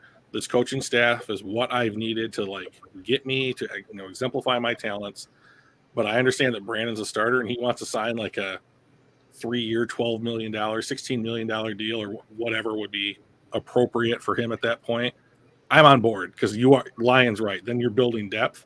And then if something unfortunate did happen to Brandon Smith, you would have a guy that you could trust and come in who knows. And I mean, that would be something fantastic in and of itself. Plus, it's the other part of it that we have to be mindful of, right? If you go out and you're doing these different things, like how you just described, where you're bringing in these people to create depth, they're fixing the problem that we had, which is you're getting ready to say, look, you're not running this ball on us like you did. When you look at the Lions' worst games, and I know a lot of people are going to say, well, of course you're going to run the ball when you got a lead. That's a problem. Most of those games, they didn't have a lead to be running it. That's the problem. It's the 4 games where they never had a chance in the game. They never had a lead. They never caught up. Where the 4, they all got the ball ran down their throats, and the quarterbacks didn't have to throw it at all, if any. And when you go to the games that they lost that were close, guess what? They were the ones running the ball. They were the ones playing defense and making sure that they wasn't getting off. And that's where you start to see the difference in the play. And to me, when you're building up your team in depth and you're getting all these pieces that's coming in that solve major problems on this team, that's amazing to me. That's all I'm asking for, right? Now, to me, nobody else had to believe this, but to me, it falls in line with what the evidence shows. And the evidence has been clear about what happens when you go and spend big money in free agency. Now, this is my direct response to my homeboy Don Burr, because I believe Don Burr believes that I have certain biases, but I don't. I just simply go by what my evidence see from the tape and the history. Let me scroll down. I see you in the back analytics. I got you. But Don Burr says Luke is scared of big names or talent. He wants guys in cheap deals that has potential instead of studs that are dogs. Not true. I just want you to draft them. That's first. 2, let's talk about this reality right here. Let's talk about this truth right here. We have to get into this right here and this truth right here. This is not me. This is just facts. You can argue against it if you want. You can tell me that this is BS. It don't have to matter. But this right here comes. Avoid free agency pitfalls and winning titles. Let's read this first thing right here. Come on down here. Here we go. Most of the time, the proclaimed winners in free agency are those teams that spend the most money. They spend on big name players for multi-year deals with big price tags. Impact players. That's what Don Burr said. He said, I'm afraid to get these guys. It says, add a couple of these big contracts in free agency and boom, everyone thinks you are a winner by being the most aggressive spender. The problem, to land these impact players, teams inevitably enter bidding wars with rivals. Bidding wars lead to overspending, and that's the big problem in free agency. It's not bad to add good players. It's bad to overspend for them. And that's why I'm excited about Jarrad Davis. We're not overspending for him. He's a good player. He got to stay healthy, fair enough, but he's still a good player. It says, and unfortunately, winning in free agency therefore means overspending, which leads to losing on the football field. I'm going to read that again. And unfortunately, winning in free agency therefore means overspending, which leads to losing on the football field. There is an extremely strong negative correlation between spending on free agents and winning football games. It's been this way for years. This is not a theory or speculation. It is fact. Ooh, they talking greasy. Let's look at the chart. Winning versus free agency spending from 2020 to 21. I want you to look at who spent the most money and how and what was their record. Who picking number 1 right now? Who picking number 1 right now? Who's number 2? Just look at it. Who's number 3? You just don't understand. When you spend more and you're just going out there trying to get the names, you are inevitably going to lose. If you look right here, the only team right here out of this group that did anything was the Bengals, which I think was a very fortunate team. And everybody's going to give a credit to Joe Burrow, but they probably should talk more to Joe Mixon. But we're going to leave that alone. All right. And the damn 49ers. But a lot of these teams, I forget the Chargers is right there, but they're really on the cusp. A lot of these teams who are spending the most money, look where they spent the most money and are number 1. So when you tell me I'm afraid of big name people, not true. I just simply go by the reality. Let me bring in Analytics Den, who does all things analytics, all the little stats and all the nuances of it all. My man Den, let's talk to the people. What you got for us? Well, I just kind of wanted to say that I think people are kind of overreacting to Davis right now. I mean, it's not like we're bringing him on some kind of big contract. Presumably, it's going to be a 1-year cheap prove-it deal. That's what Holmes likes. But I also think they're going to make him compete for this role. And even then, he's a good situational player. People forget that he's a good pass rusher. I mean, I believe his pass rusher win rate was one of the better inside linebackers. But in 2018, he had 6 sacks. So he's a capable guy. He had 10 quarterback hits, 100 tackles.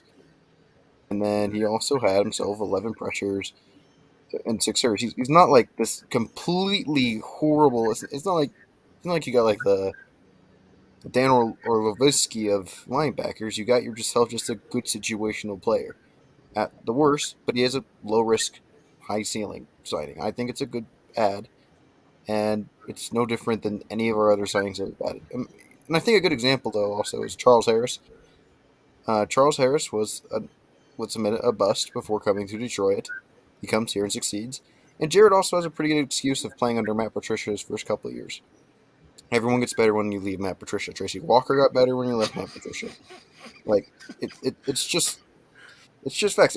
Romeo Aguirre, I would even argue, would have gotten better had he actually been given more than 3 games to play better without Matt Patricia. It's hard to judge a guy when he played under arguably our worst head coach ever, besides for the 0-16 guy. I forget his name. But. Yeah, I think to me it's not an overreaction. It's a matter of perception and perspective, right? And so if your perspective is that this is an overreaction, it's like, okay, cool, I can't kill you on that. But my perception is we just got a good player who's not going to cost us much. The reward is so sweet that the risk doesn't even matter. And on top of that, it upgraded a position on our team. It gives us more flexibility in the draft. It takes pressure off on certain positions. It definitely fills needs. It's an amazing signing because instantly right now you're better at the linebacker position because of this one signing. And he's not going to sit and have to wait for a season. That's all I'm pointing out, right? I know he's a good blitzer. I know he's good at rushing the passer. But everybody want pass rush, but they don't like the idea of doing these type of things. But now at least I can see the picture of who's my interior linebackers. Right? I don't gotta watch I don't gotta just watch Alex Anzalone out there with Reeves Maben or Alex Anzalone out there with Drew. I don't gotta watch that. I can watch, not saying you're not a good player, Drew. I'm just saying I don't want to watch that. I want to watch somebody who I believe can still get the job done. And whether you use him in a situation or not, if he performs, it's still a good signing. It did not cost you anything. But then again, I'm also the same person who thought we had lost our damn mind giving $6 million to Danny Amendola. Yeah, I was so right. Here's an interesting stat I found about Gerard Davis. When blitzing, he has 301 pass rush snaps with 68 career pressures. So he gets a pressure rate of about 22.6%.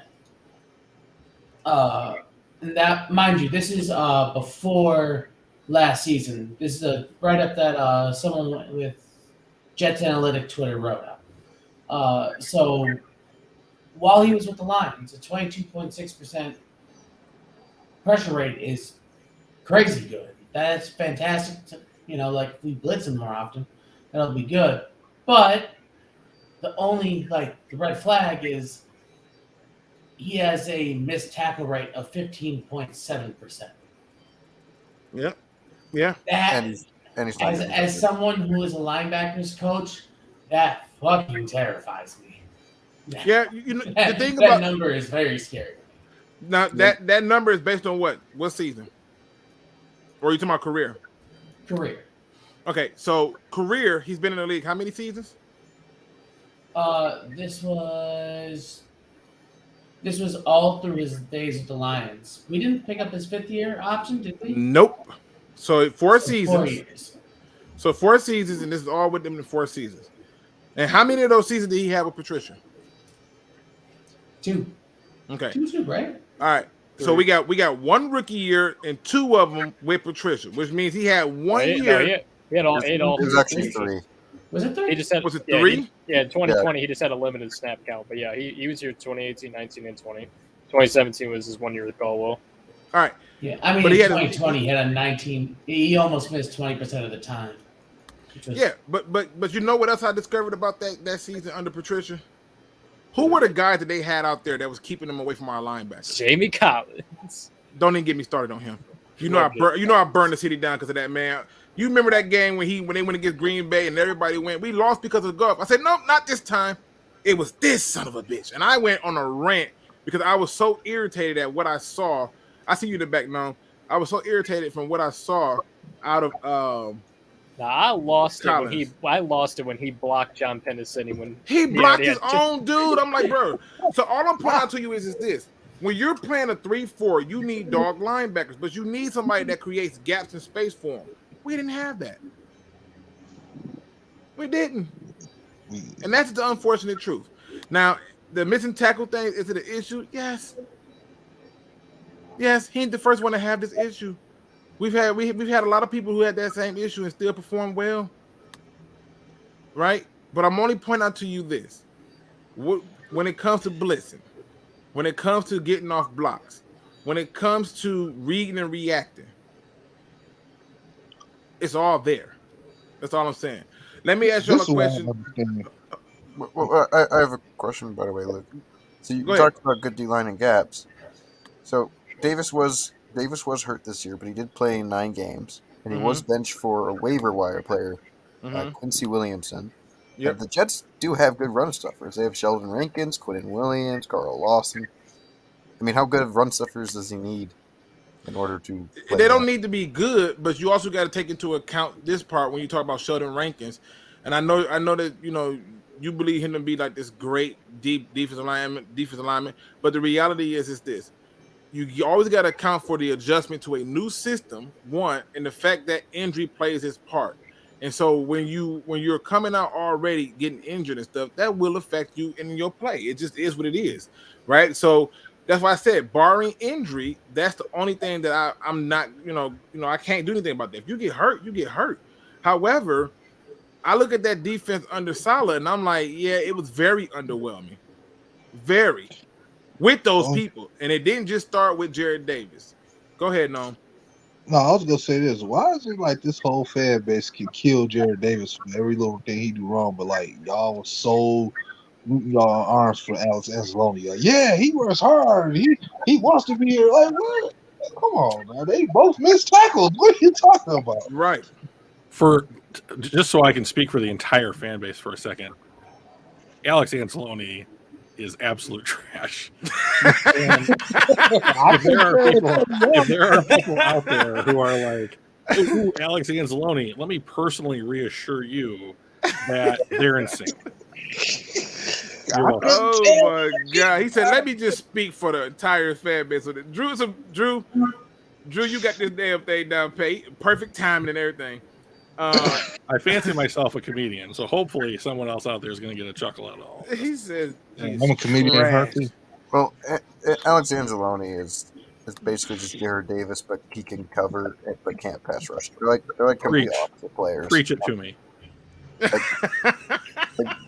Alex Anzalone is like the opposite because like he's like they're both decent run stuffers, like meh. But Angeloni sucks at pass rush, but he's great in coverage. But Davis Man, is the opposite. He's great at pass rush, but like dreadful in coverage. I If still only you remember could. If that only you game. could take the good parts of each of them and start that player and put the other one on the bench.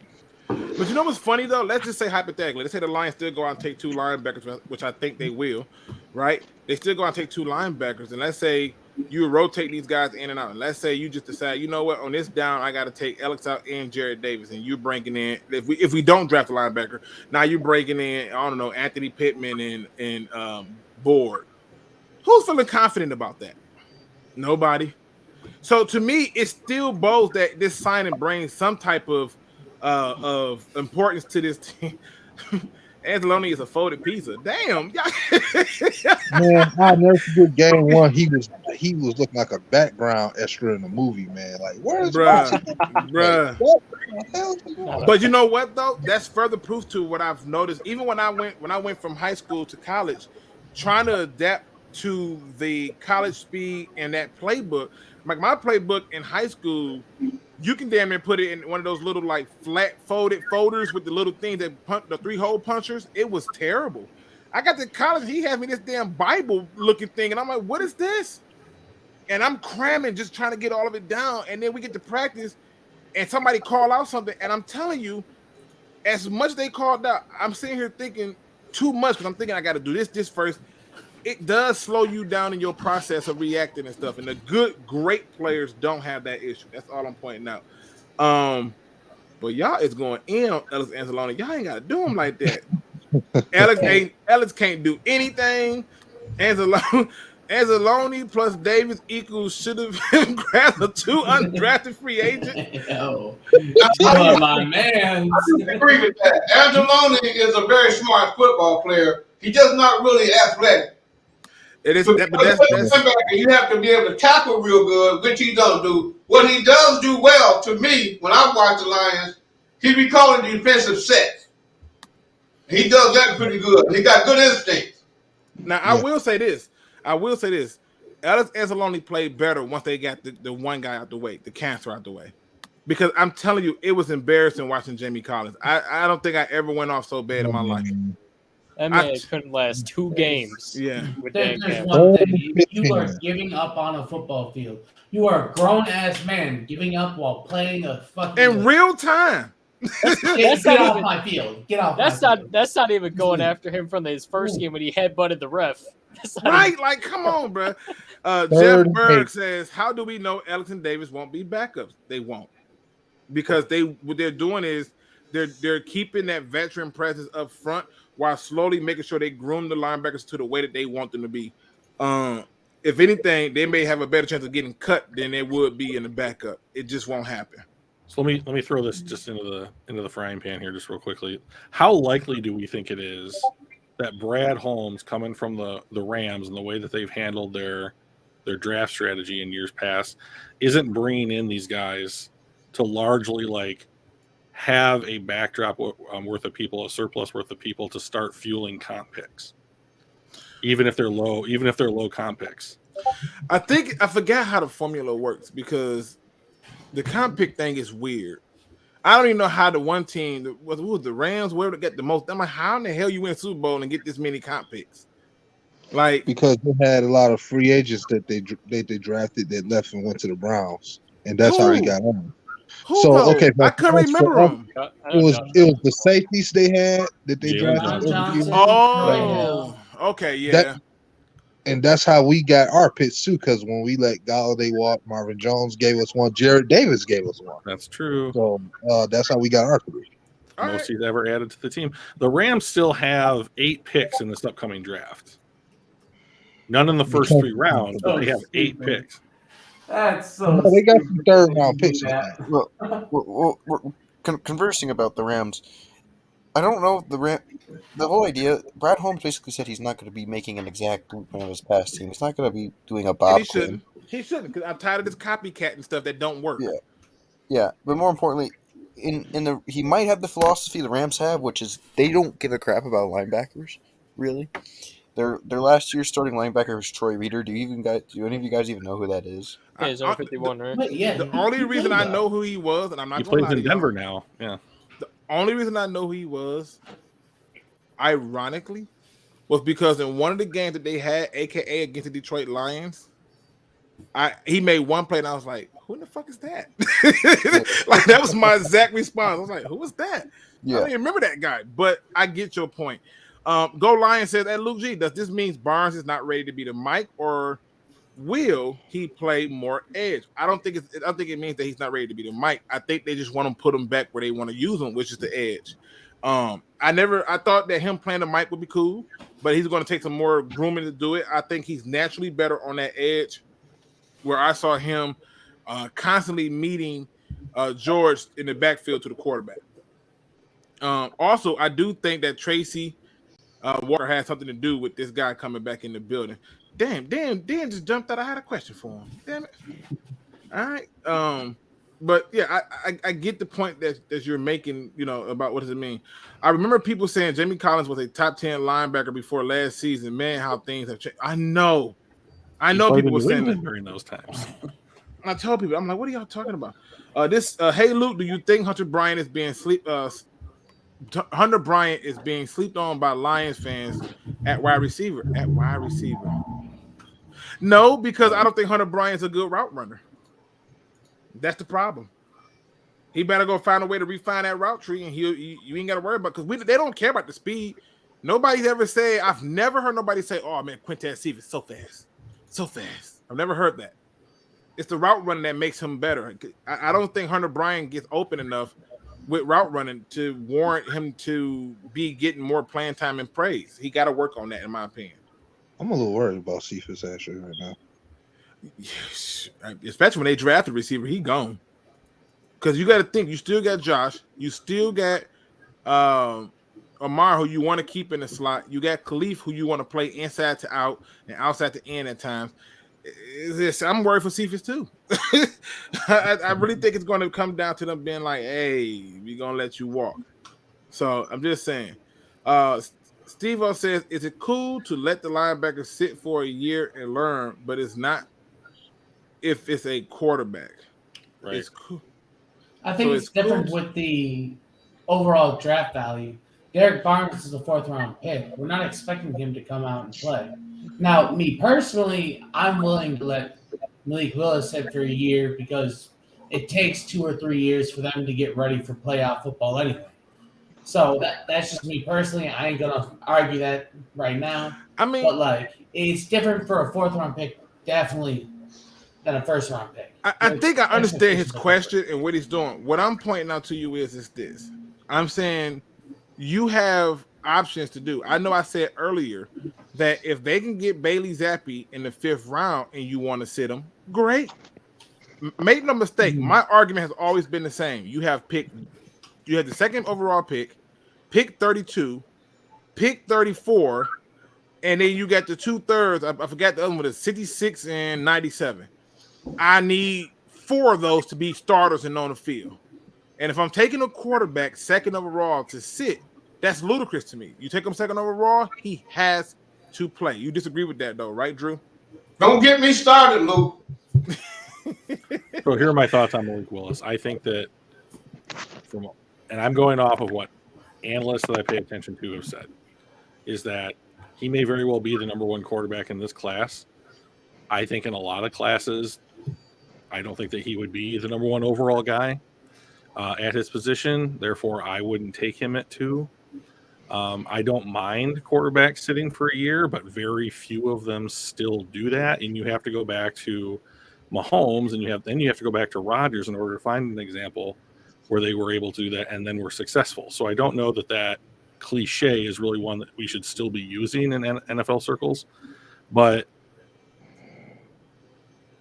I look at guys like Stroud, and I look at guys like Bryce Young, and then I look at a guy like Malik Willis, and I'm just like, if he hits and you draft him and you're right, you're an absolute genius. You're an absolute genius, and you've hit a home run. I just don't feel that he's a home run.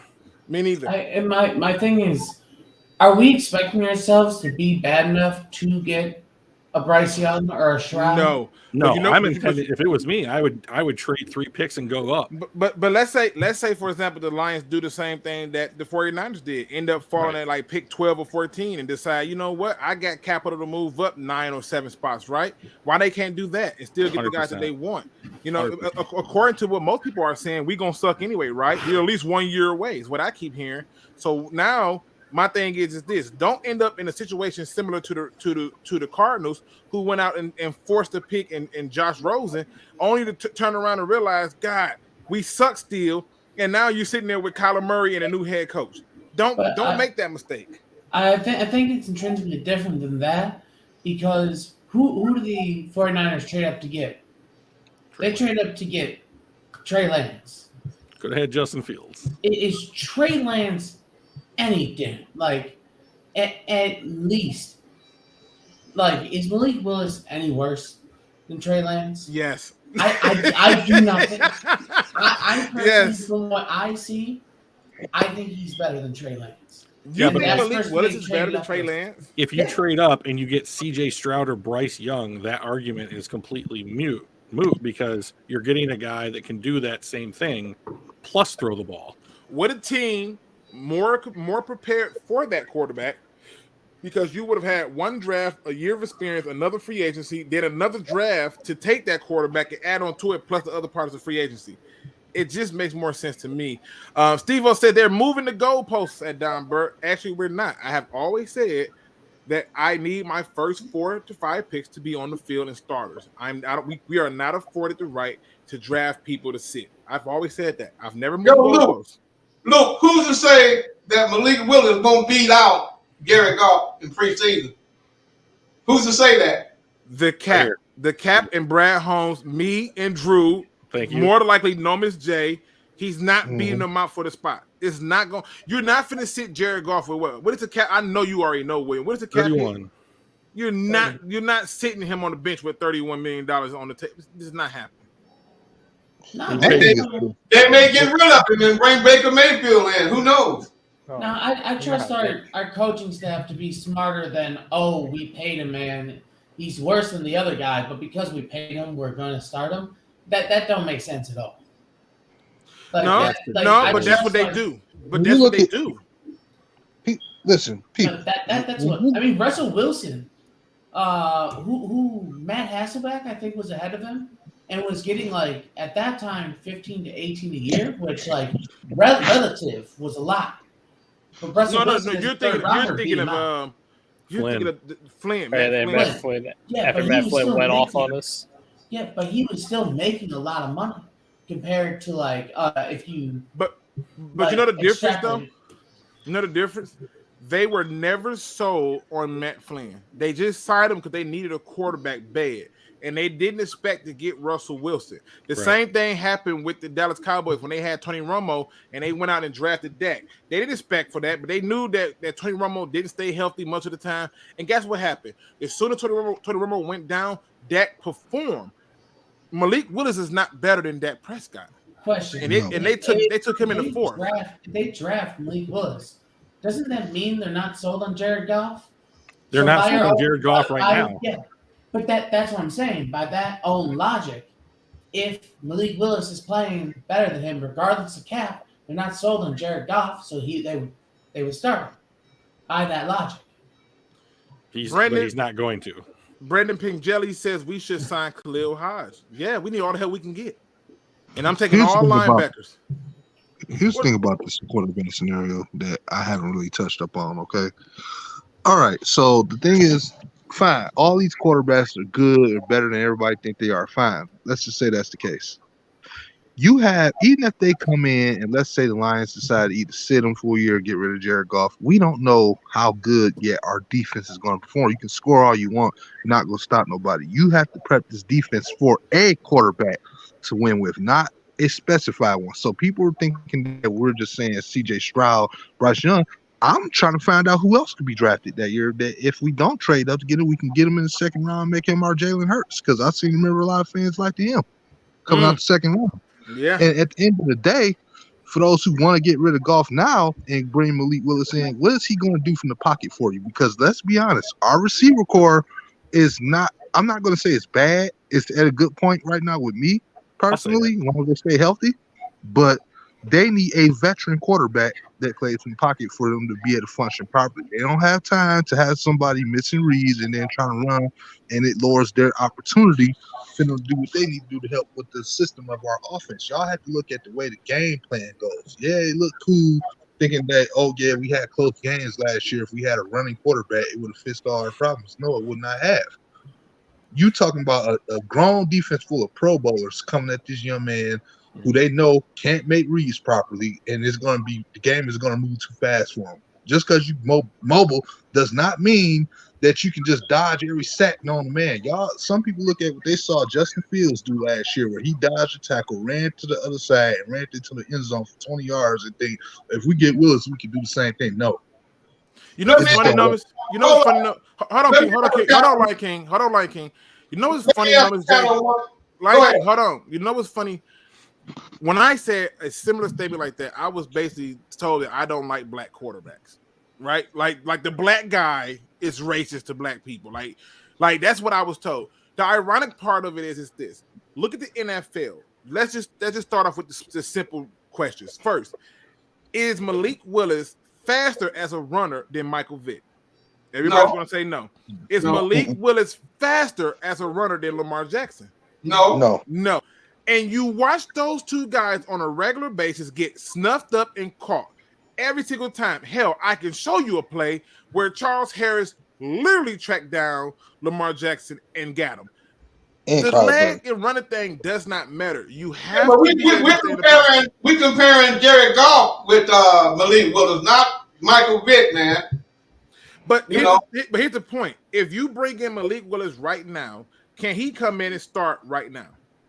Well, let me ask you this. Let me ask you this question. No. Answering a question with a question means you don't have an answer, and that's an admit to defeat. You have to answer the question. If you bring him in right now, is he good enough to start right now?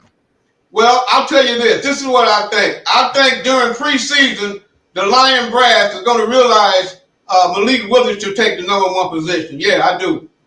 He got the upside. And here's my question, though. Can Jared Goff throw deep? We got a 4.3 speed, but can Jared Goff throw deep? I don't think so. But see, here's the problem with it. We're not asking him to throw deep. We're asking him not to lose us the game. And I can name people who didn't have big arms and had big success, like Chad Pennington. I can keep going. There's a lot of people who didn't have the big arm and had great success in doing it. And that's because we're looking for players who cannot hurt us but win us the game. My man Lion No says, should the Lions draft? Huh? I'm very, very, very, very against that idea. Joe Burrow, Patrick Mahomes, Justin Herbert, Josh Allen. Those four young quarterbacks right now, their job is not to not lose them the game. Their job is to win the game. It's the moment. But we're not either one of those guys or any of those four quarterbacks. Most of those quarterbacks. In the Super Bowl, I reject the idea that the quarterback's job is to not lose us a game. That's not what I said. That's not what I said. William, I said. Listen, William. I said that Jared Goff's job is not for us to win the game. It's to not hurt us in games. Because we know his limitations. We know what he can and cannot do. It's not his job to win us the games. Because when you try to put it on his shoulders, like most of these quarterbacks, it don't amount to nothing, a.k.a. Russell Wilson. Russell Wilson had it shifted to his shoulders and off of Marshawn Lynch's shoulders, and what has Seattle done? Diddly squat. Deshaun Watson had an MVP season with that trash team and still won 4 games.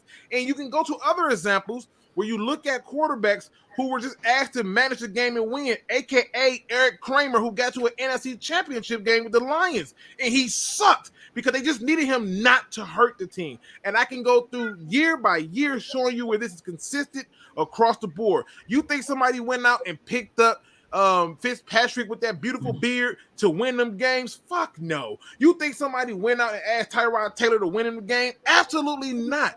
They are there to not hurt them. You know why we ended up with Goff? because Goff wouldn't win the Rams games. Matthew Stafford was the difference in the Super Bowl. Yeah, but you know what else the difference was? With that, we're not talking about do we need him to win the games. If you believe that we are a year away, cool. Is this team ready to go to the Super Bowl this year? No. So regardless of the rookie quarterback we get, name a rookie quarterback that came in and didn't fuck up half the time. Dak Prescott, Russell Wilson. Dak Prescott was heavily. Hold on, wait a minute. No. You said name them. You didn't say what the circumstance was. I just happened to name to you who came in and didn't F up. Joe Burrow and Joe Herbert didn't, or Justin Herbert didn't. They came in with good rosters. That's correct. That he hit it right on the head. Nomas did. Yeah, they came in with good rosters. And that's the point. This is why you can't take that quarterback, because you don't have the good roster yet, right? According to so you have to do some things a little different. I want to point this question out real quick because it says, should the Lions draft a tackle first round for a sixth lineman to run the ball? I hate this idea, Lionel. And I think so funny. I hate this idea because it's like, why would I have to use a draft capital just to run 6 linemen? I could just go get another. Listen, you still got Evan Brown. You could put Evan Brown out there and run it.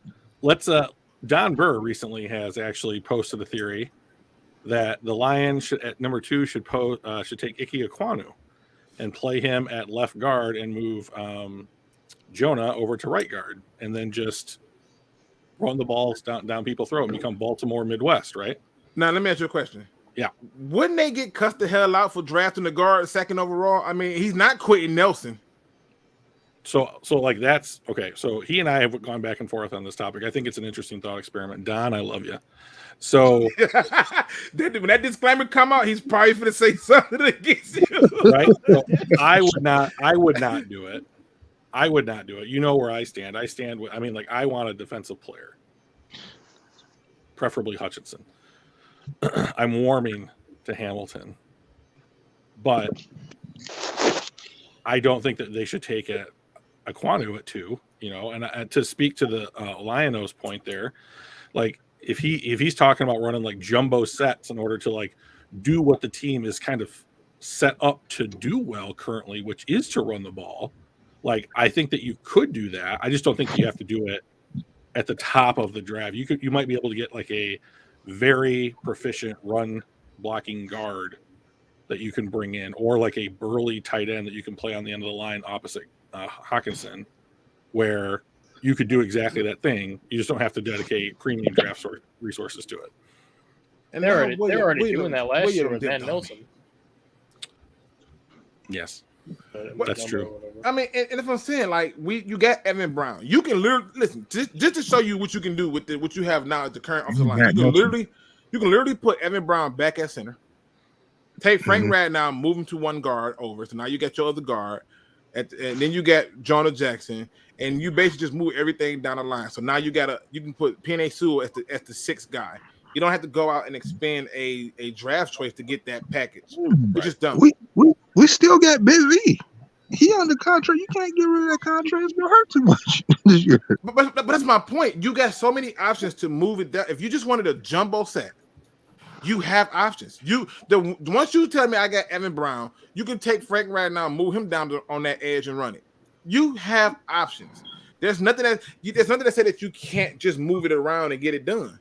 You have those options. And so to me, drafting a tackle to turn to guard when you don't need that 2nd overall, like you don't need other things that you can take 2nd overall, is ludicrous to me. I would rather you take a linebacker 2nd overall.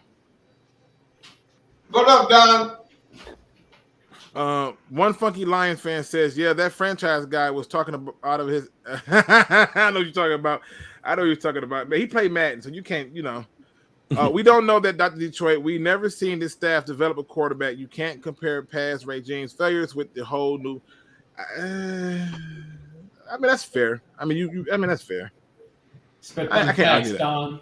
Spit him. Nah, William back. I thought I lost you, William. I'm like, where the hell did William go? All right. Also, let me ask this last question before we get up out of here, because today I told my son that he gets to have me, and we're going to stay up until midnight doing stupid shit. So I gotta keep my promise. Midnight. Oh my god, man! Listen, I'm finna let him stay up to midnight. First of all, I'm finna tell you what the game plan is. I'm gonna beat the shit out of him in Smash Brothers. I'm gonna get that out the way first, okay?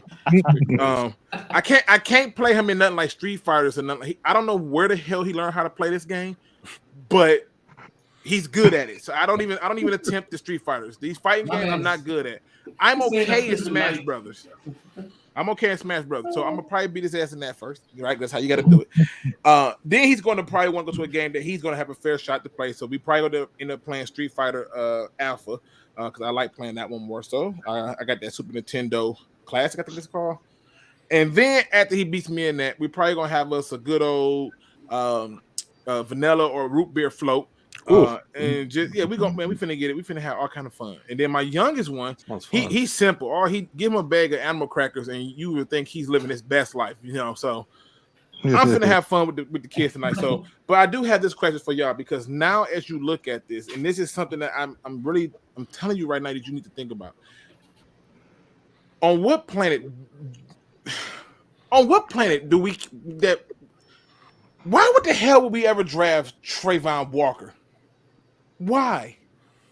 What has he done that warrants this kind of praise? And please spare me. Talk to me about things he's done on the field. I don't want to hear about the 4.51. He's your biggest fan, Luke. That's why. He can kick rocks or buildings. I just don't get this. Because you've traded down. Okay, but if I trade down and I'm taking Trayvon Walker, I'm like in the late 20s, right? I'm not. There's no way in hell You won't be there in the late 20s. Well, good for the team who's dumb enough to take him, but we can't be that guy. We can't. I don't mind him at 32. That's what I said, but way before the combine. When I was watching the championship. He ain't bad. I'll take him at 32. So there's a draft site I really trust called the Huddle Report, and they have a value board and a player profile. You want to share it? Oh yeah. You share it. You do your share screen, and I'll bring you in. Yeah. See, now that solves a problem for you. All right, there it is. I don't know. I kind of liked the hand motion, so let's get the picture. So what this player profile is more. You got to make it full screen. Damn, I got you. Yeah, you got it on minimum, so we can, because I can't even see the words, and I'm like looking at it on Zoom. You want me to read it to you? All right. There you go. All right, there we go. So the people can see it. I see bottom line. I got it all. I got you covered. Out of all the defensive linemen in this draft, Trayvon has the most upside. It's not looking good for you, Luke. Oh yeah. Go ahead. I'm listening to it. Go ahead. Read it to me, William. Give me the evaluation of the guy who clearly has lost his damn mind because he ran a 4.51. But I'm listening. Yeah. So this was all, as you can see, it was posted February 15th. So this is before the combine, before any of that. So I would like this right here, or Trayvon's workouts and interview at the combine will move him up quickly in this draft. And his production and stats will become less of an issue. I'm just saying. He looks to me on film to be a quality football player who tried to do too much on the field, playing too many different positions and being rotated, and that led him not being as productive as his athletic talent suggested. But let's go back up to that top category, the concerns. Let's read some of that stuff there. Let's talk about the concerns. Just give me the first couple of sentences. That's all I'm asking for. All right. Basically, what I see on film is a player who's a worrier. He's worried about his teammates on any given play will not do their best consistently. We definitely need a warrior. We need that. We need a warrior for real. Worry about everything we're doing. Yes, sir. Keep going. I'm listening. And this makes him hesitate and think too much. This team-like attitude is a gift and a curse. You see it in his stats. He almost has as many assists as he does solo tackles. And he is way too athletic and gives way too much effort to only have 6 sacks for the season. He does not lack the athletic talent, size, or anything that would hold him back from being the top pick in this draft. What holds him back is Trevor. He is too worried about his teammates not doing their assigned job, and he tries to cover for them too much. You know what this reminds me of? A guy that should not be taken in the top 10? Wait. Actually, someone who was taking the top 10. Who's Jeff that? Backus. Ah. Remember when Rob Sims came in? Mhm. And in the moment he actually had a left guard that he could trust, he became a Pro Bowl, damn near all-pro left tackle. Can I just point out just real quickly that the author spells this player's name 3 different ways inside this write-up? Listen, No it's shot. not. Listen, it's not none of my business. It's not none of my business. I don't Trayvon usually with an A, and then it's Trayvon with an E, then it's That's what made me Trevor. laugh. He called Trevor. You're right. I Well, didn't even know. Come on, man. Listen, I noticed that when I was reading. That's why I said just read the concern You part. got it. And I'm thinking to myself, and then look, the sad part is even Lions League noticed it. Like, bruh. See, he got out of it But faster than I did. Again, when they get to the bottom line, per usual, it's the combine. I stand by my statement. What in the hell makes him a top 10 pick? A top 15? This guy's not. That's not the guy. Like even if he was a warrior, right, where he's worrying about his teammates getting off. Yeah, that's a guy unselfish. Even if he was that guy, with those other guys on the D line, you still will fall by accident into some damn sacks and some tackles for some loss by accident. Well, maybe just like the author here, we could change a couple of those letters in warrior to warrior. Hey, here's the thing. Here's the thing that made me. And then he's a great player. The thing that made me laugh though. That's my. I understand they gotta do their part to promote these players and stuff like that, but why do they have to use those phrases like, "Oh, he explodes off the line of scrimmage"? Like explodes, like just say he gets off the line of scrimmage. And not It's universally translatable to anybody, even people who don't understand football. Yeah, but 9 times out of 10, if you watch him, like I was watching this film study, like a couple of days ago. I was trying to, what's the name of the damn channel? I want to give him his props. Let me tell you the name of the channel. I want to get this guy's props because I thought he did a very good job of showing some things, and he was basically showing him against the Alabama game. And he was breaking down who what reps he won and lost and stuff. So this particular channel I was watching was called. Let me see. What the hell is this? Talking Football. That's what it was called. And I'm gonna try to show y'all this without getting my ass like banned, people. All right, so I gotta stop it a lot because if I don't, I'm gonna get banned, and I can't take a ban right now. That was a hard 90 days. I don't know how people were doing it. But this particular guy was just showing some things, and I'm watching this, and even in watching this, I'm thinking this is bull. I don't like what I'm seeing. I'm not excited from what I'm seeing out here. And yes, are there moments about things where I'm saying, "Oh, this looks good"? Yeah, but overall, not impressed. So let me just go back and share it. All right, here we go. Now, if y'all cannot see it, please let me know. All right, technology does fail me whenever I need it the most. Can you see that? Geek. Yep. Well, that's one of his sponsors. Sure. All right, so. And I've never used it. I probably should, but hey, what the hell do I know? All right, so we on full screen, and so I'm just going to show some of the things that he showed. Again, support this man's channel. He is at 2.62 thousand people, so get this man some love and go and check him out. He's covering a lot of people, including Kyle Hamilton, and I like what he do. Now, I'm going to show y'all something that makes me upset, and it's little things that I look at. So obviously right here, he's highlighting them. I hate that I got to keep doing this because I don't want no problem. And to a lot of people who say they want the pass rusher, look how quickly you can just neutralize it.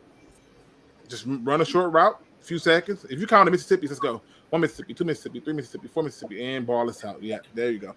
All right. So when you're looking at this stuff, I'm often looking at plays, asking myself, who has it? I love that he has this counter move, right? But here's the problem. How long does it take you to decide on this? Like I need you to know how to engage. Get off. It should not take this long, right? This is not top 10, top 15 pick. What's the point of you doing this crap right here? Look at this. Ooh, I'm strong. One arm. Who cares? I mean, it's an RPO. He has to play the run first. Let's go forward a little bit further. Look at this. Just come on. This got to be quicker, bro. This has to be quicker. Get off of that. What do you? The meantime, I want you to see something else.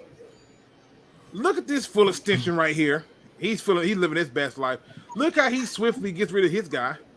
Oh no. He didn't. He wasn't blocked at all. Back it up. Like they left him alone. Like yeah, watch number this. 88. 88. Oh yeah. That was a weak attempt. That was a weak block. What the hell? That's a terrible blocking Isn't that attempt. Carter? What's that center doing? All right, now maybe that's why he definitely got outside zone footwork. Like I understand he should have seen the quarterback once he got into this position, but he definitely got outside zone footwork, and it looks like the center and left guard both had the same idea, which is why he went right past him. Well, I mean, let's just again. I'm trying not to get banned, so I'm gonna probably stop it after this one right here. As a matter of fact, I want to go up a little bit further because there was one play he had pointed out, and I was like, "This is intriguing." He is right here. This is where the good man is at. This right here is y'all top 2 pick because he ran a 4.51. Look at that motor. Look at that motor. You haven't started it yet. Okay. Wait. Watch the counter. Ooh. Look at that. This is bullshit. Y'all want looking at this? is number 9 Detroit Lion future quarterback. Look at this though. Let's just watch this. Look at this. The tackle wins this rap. No ifs, ands, and buts about it. The tackle wins this rap. Come on, man. You just can't. You can't. You would never see Aiden Hutchinson do that. That's all I'm saying. Do what? Lose. Oh, no, you didn't. No, you didn't. This clip No, you Aiden didn't. Hutchinson quite literally doing that. Wait, no, he made. Listen, remember, he made me do it. I was good. I wasn't gonna do this. He made me do it. Lord forgive it. Did you say that you would never see Aiden Hutchinson do this? Hang on. I'm joking around. Oh, I'm finna say, don't have me go. You know I track this stuff. I go right to the damn play. I mean, no one's perfect. I'm just fair enough. I respect it. But my point I'm trying to make is support the guy's channel. In case you are not sure, it's Talking Football. And tell them that Luke sent you over there. Why is it not showing subscribed? That's dumb. Because you're not a real fan. No,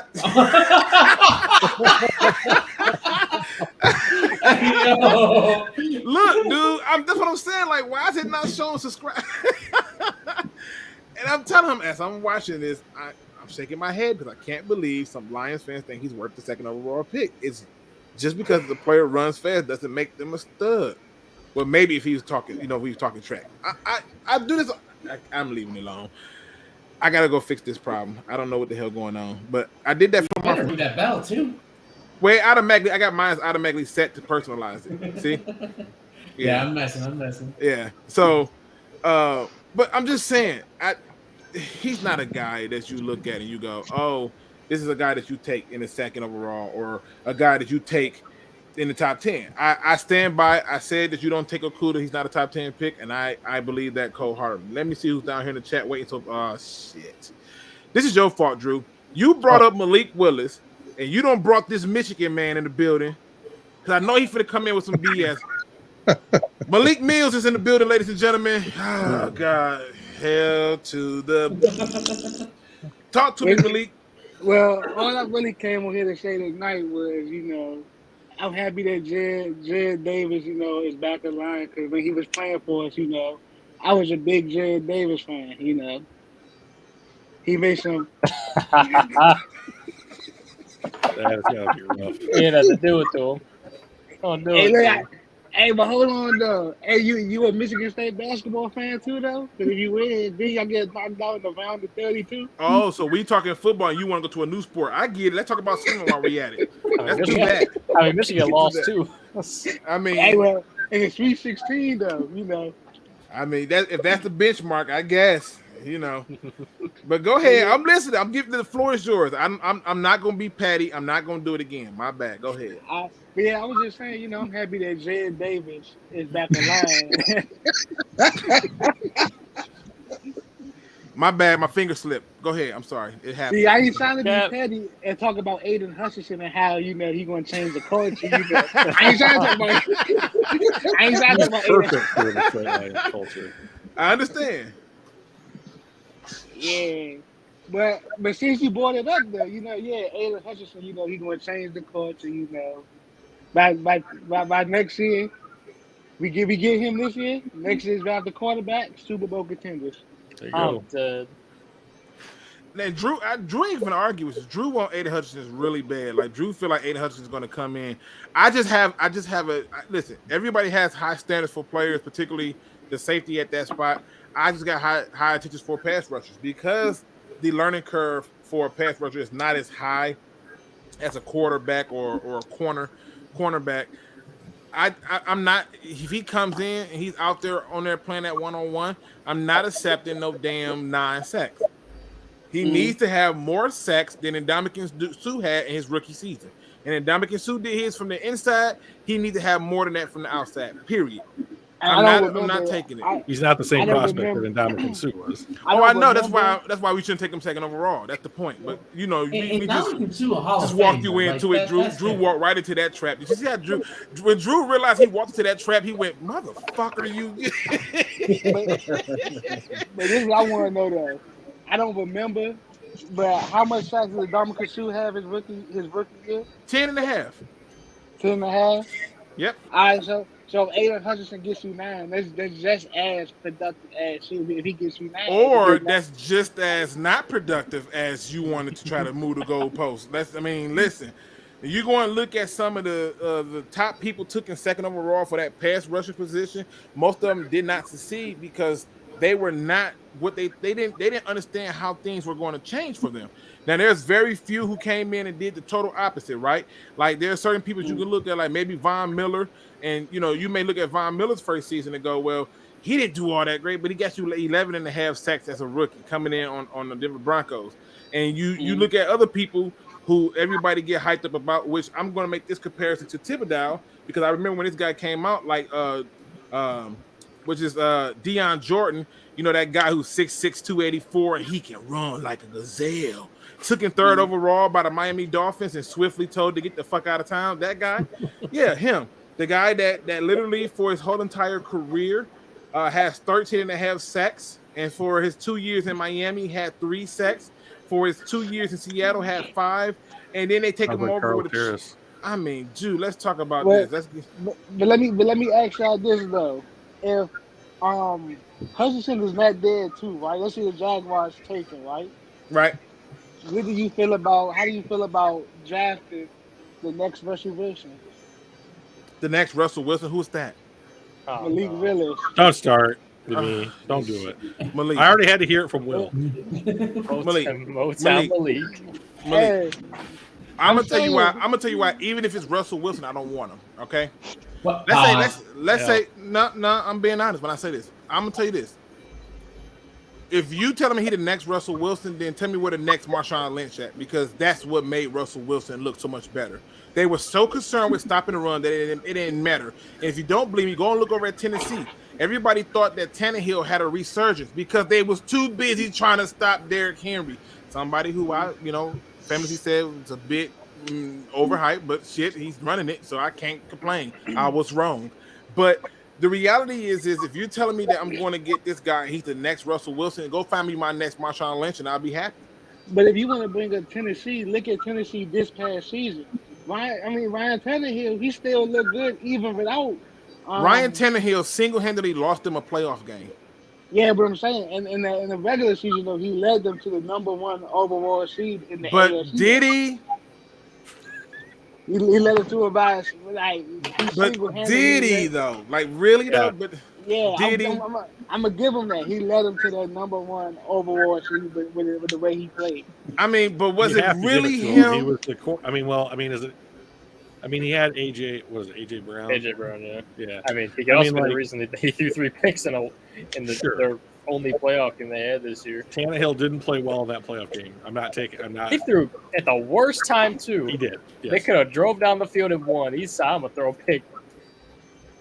And now Ramon says And I didn't call you racist, Luke. I said there's an undertone to amongst the Lions fans. No, not you, No, Vincent. no. Vincent told me that I didn't want him because he was black. I was like, what? Vincent told me that. And I was like, that's not what's going on. Oh, we got a New York Giants fan in here. What's going on, sir? How are you? Welcome to the show. And if you don't know, you're more than welcome to jump in here and feel free to talk, because I am curious as to what you would sell your soul for the number 2 pick. So feel free to jump in if you want to talk about it. 5 and 7. What are you willing to give up if it was your chance to get it done? But yeah, Ramon the New Age, that wasn't about you. When I said that I've been called a racist, that was by Vincent, who said that I didn't want him because he was black, and that if he was white, I would love him, and he was like good boy and all that stuff. I was like, yeah, okay. Like, as a grown man, many of those things do not bother me. So good luck with that. But yeah, I mean, to me, Malik, I look at it like this. If you're taking this next Russell Wilson, then you're basically essentially telling me that I'm benching a guy with tons of money on the books, and you know that's not happening.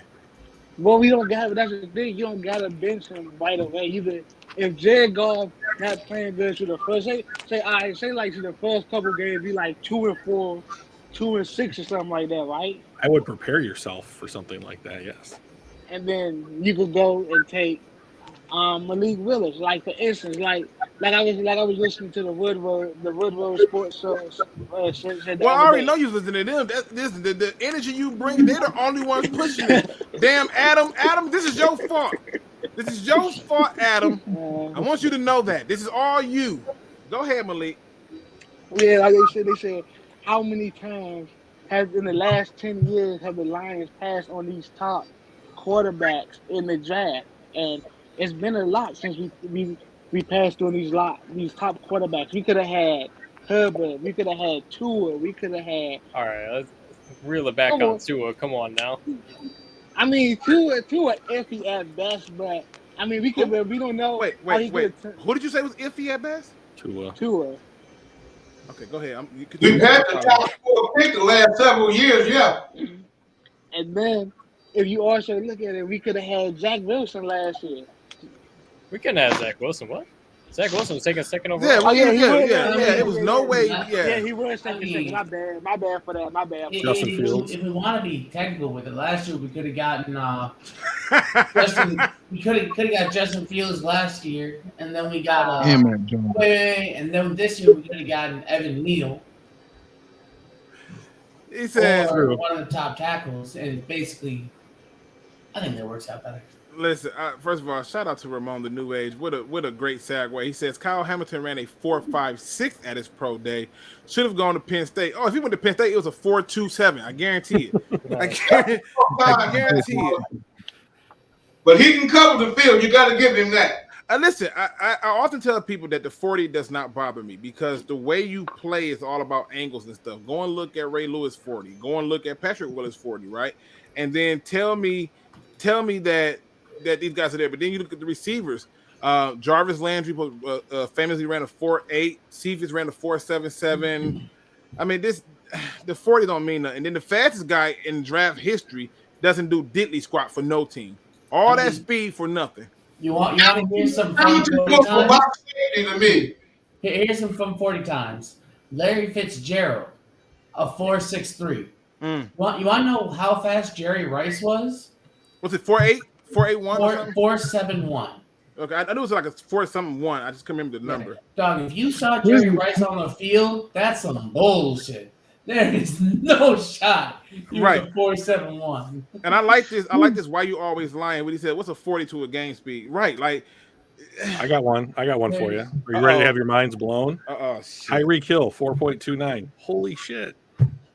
Well, sometimes it does translate. That's the point. Yeah, but you know what? More often than not, it doesn't. Because you know why?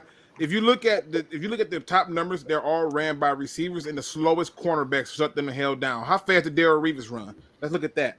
Right. How fast did he run? And then you go and put him up against freaking Calvin Johnson, and he shuts him the fuck down.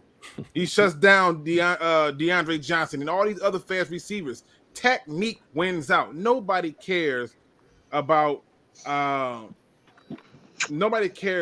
what's going on in terms of the speed when you got technique. Half the linebackers ain't fast out there. Like, how in the hell does Fred Warner run with everybody? Right? he's technically sound, right? Bobby Wagner ain't the fastest person on the field.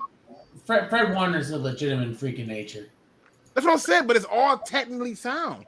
It's not what people think it is. I've done actually a breakdown of Fred Warner for my linebackers coach I work with.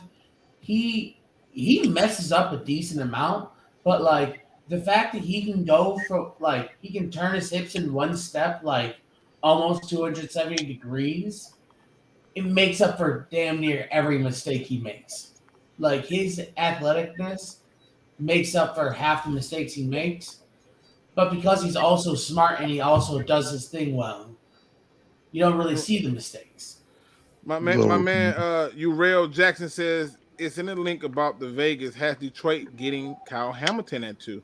If Vegas got their hand in there, that makes me nervous. But I stand by my early prediction. Vegas scares the shit out of me. It's like they know things that they should not know. Steve-O says Revis ran a 4.3. Yeah. I'm talking about when he came back from that stupid injury. They clocked him again, and it was not fast. But he still had technique from his own skill set, and he was able to still win.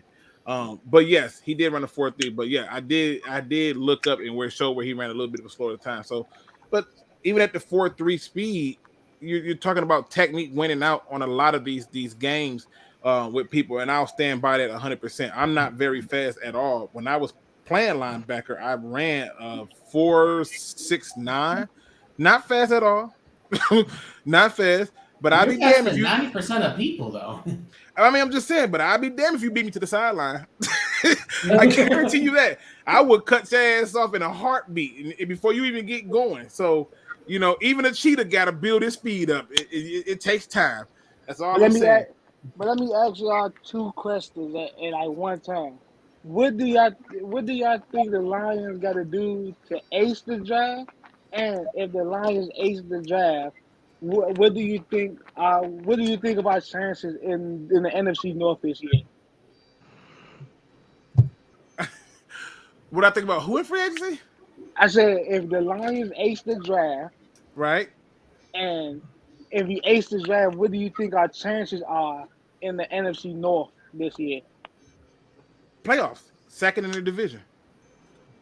It's not crazy to think about how bad the NFC is in general. Drew, like a 7-8 win might get you the 7th seed. It's not crazy to think about. Drew damn near passed himself out laughing when I said playoff second in the division if they ace the draft.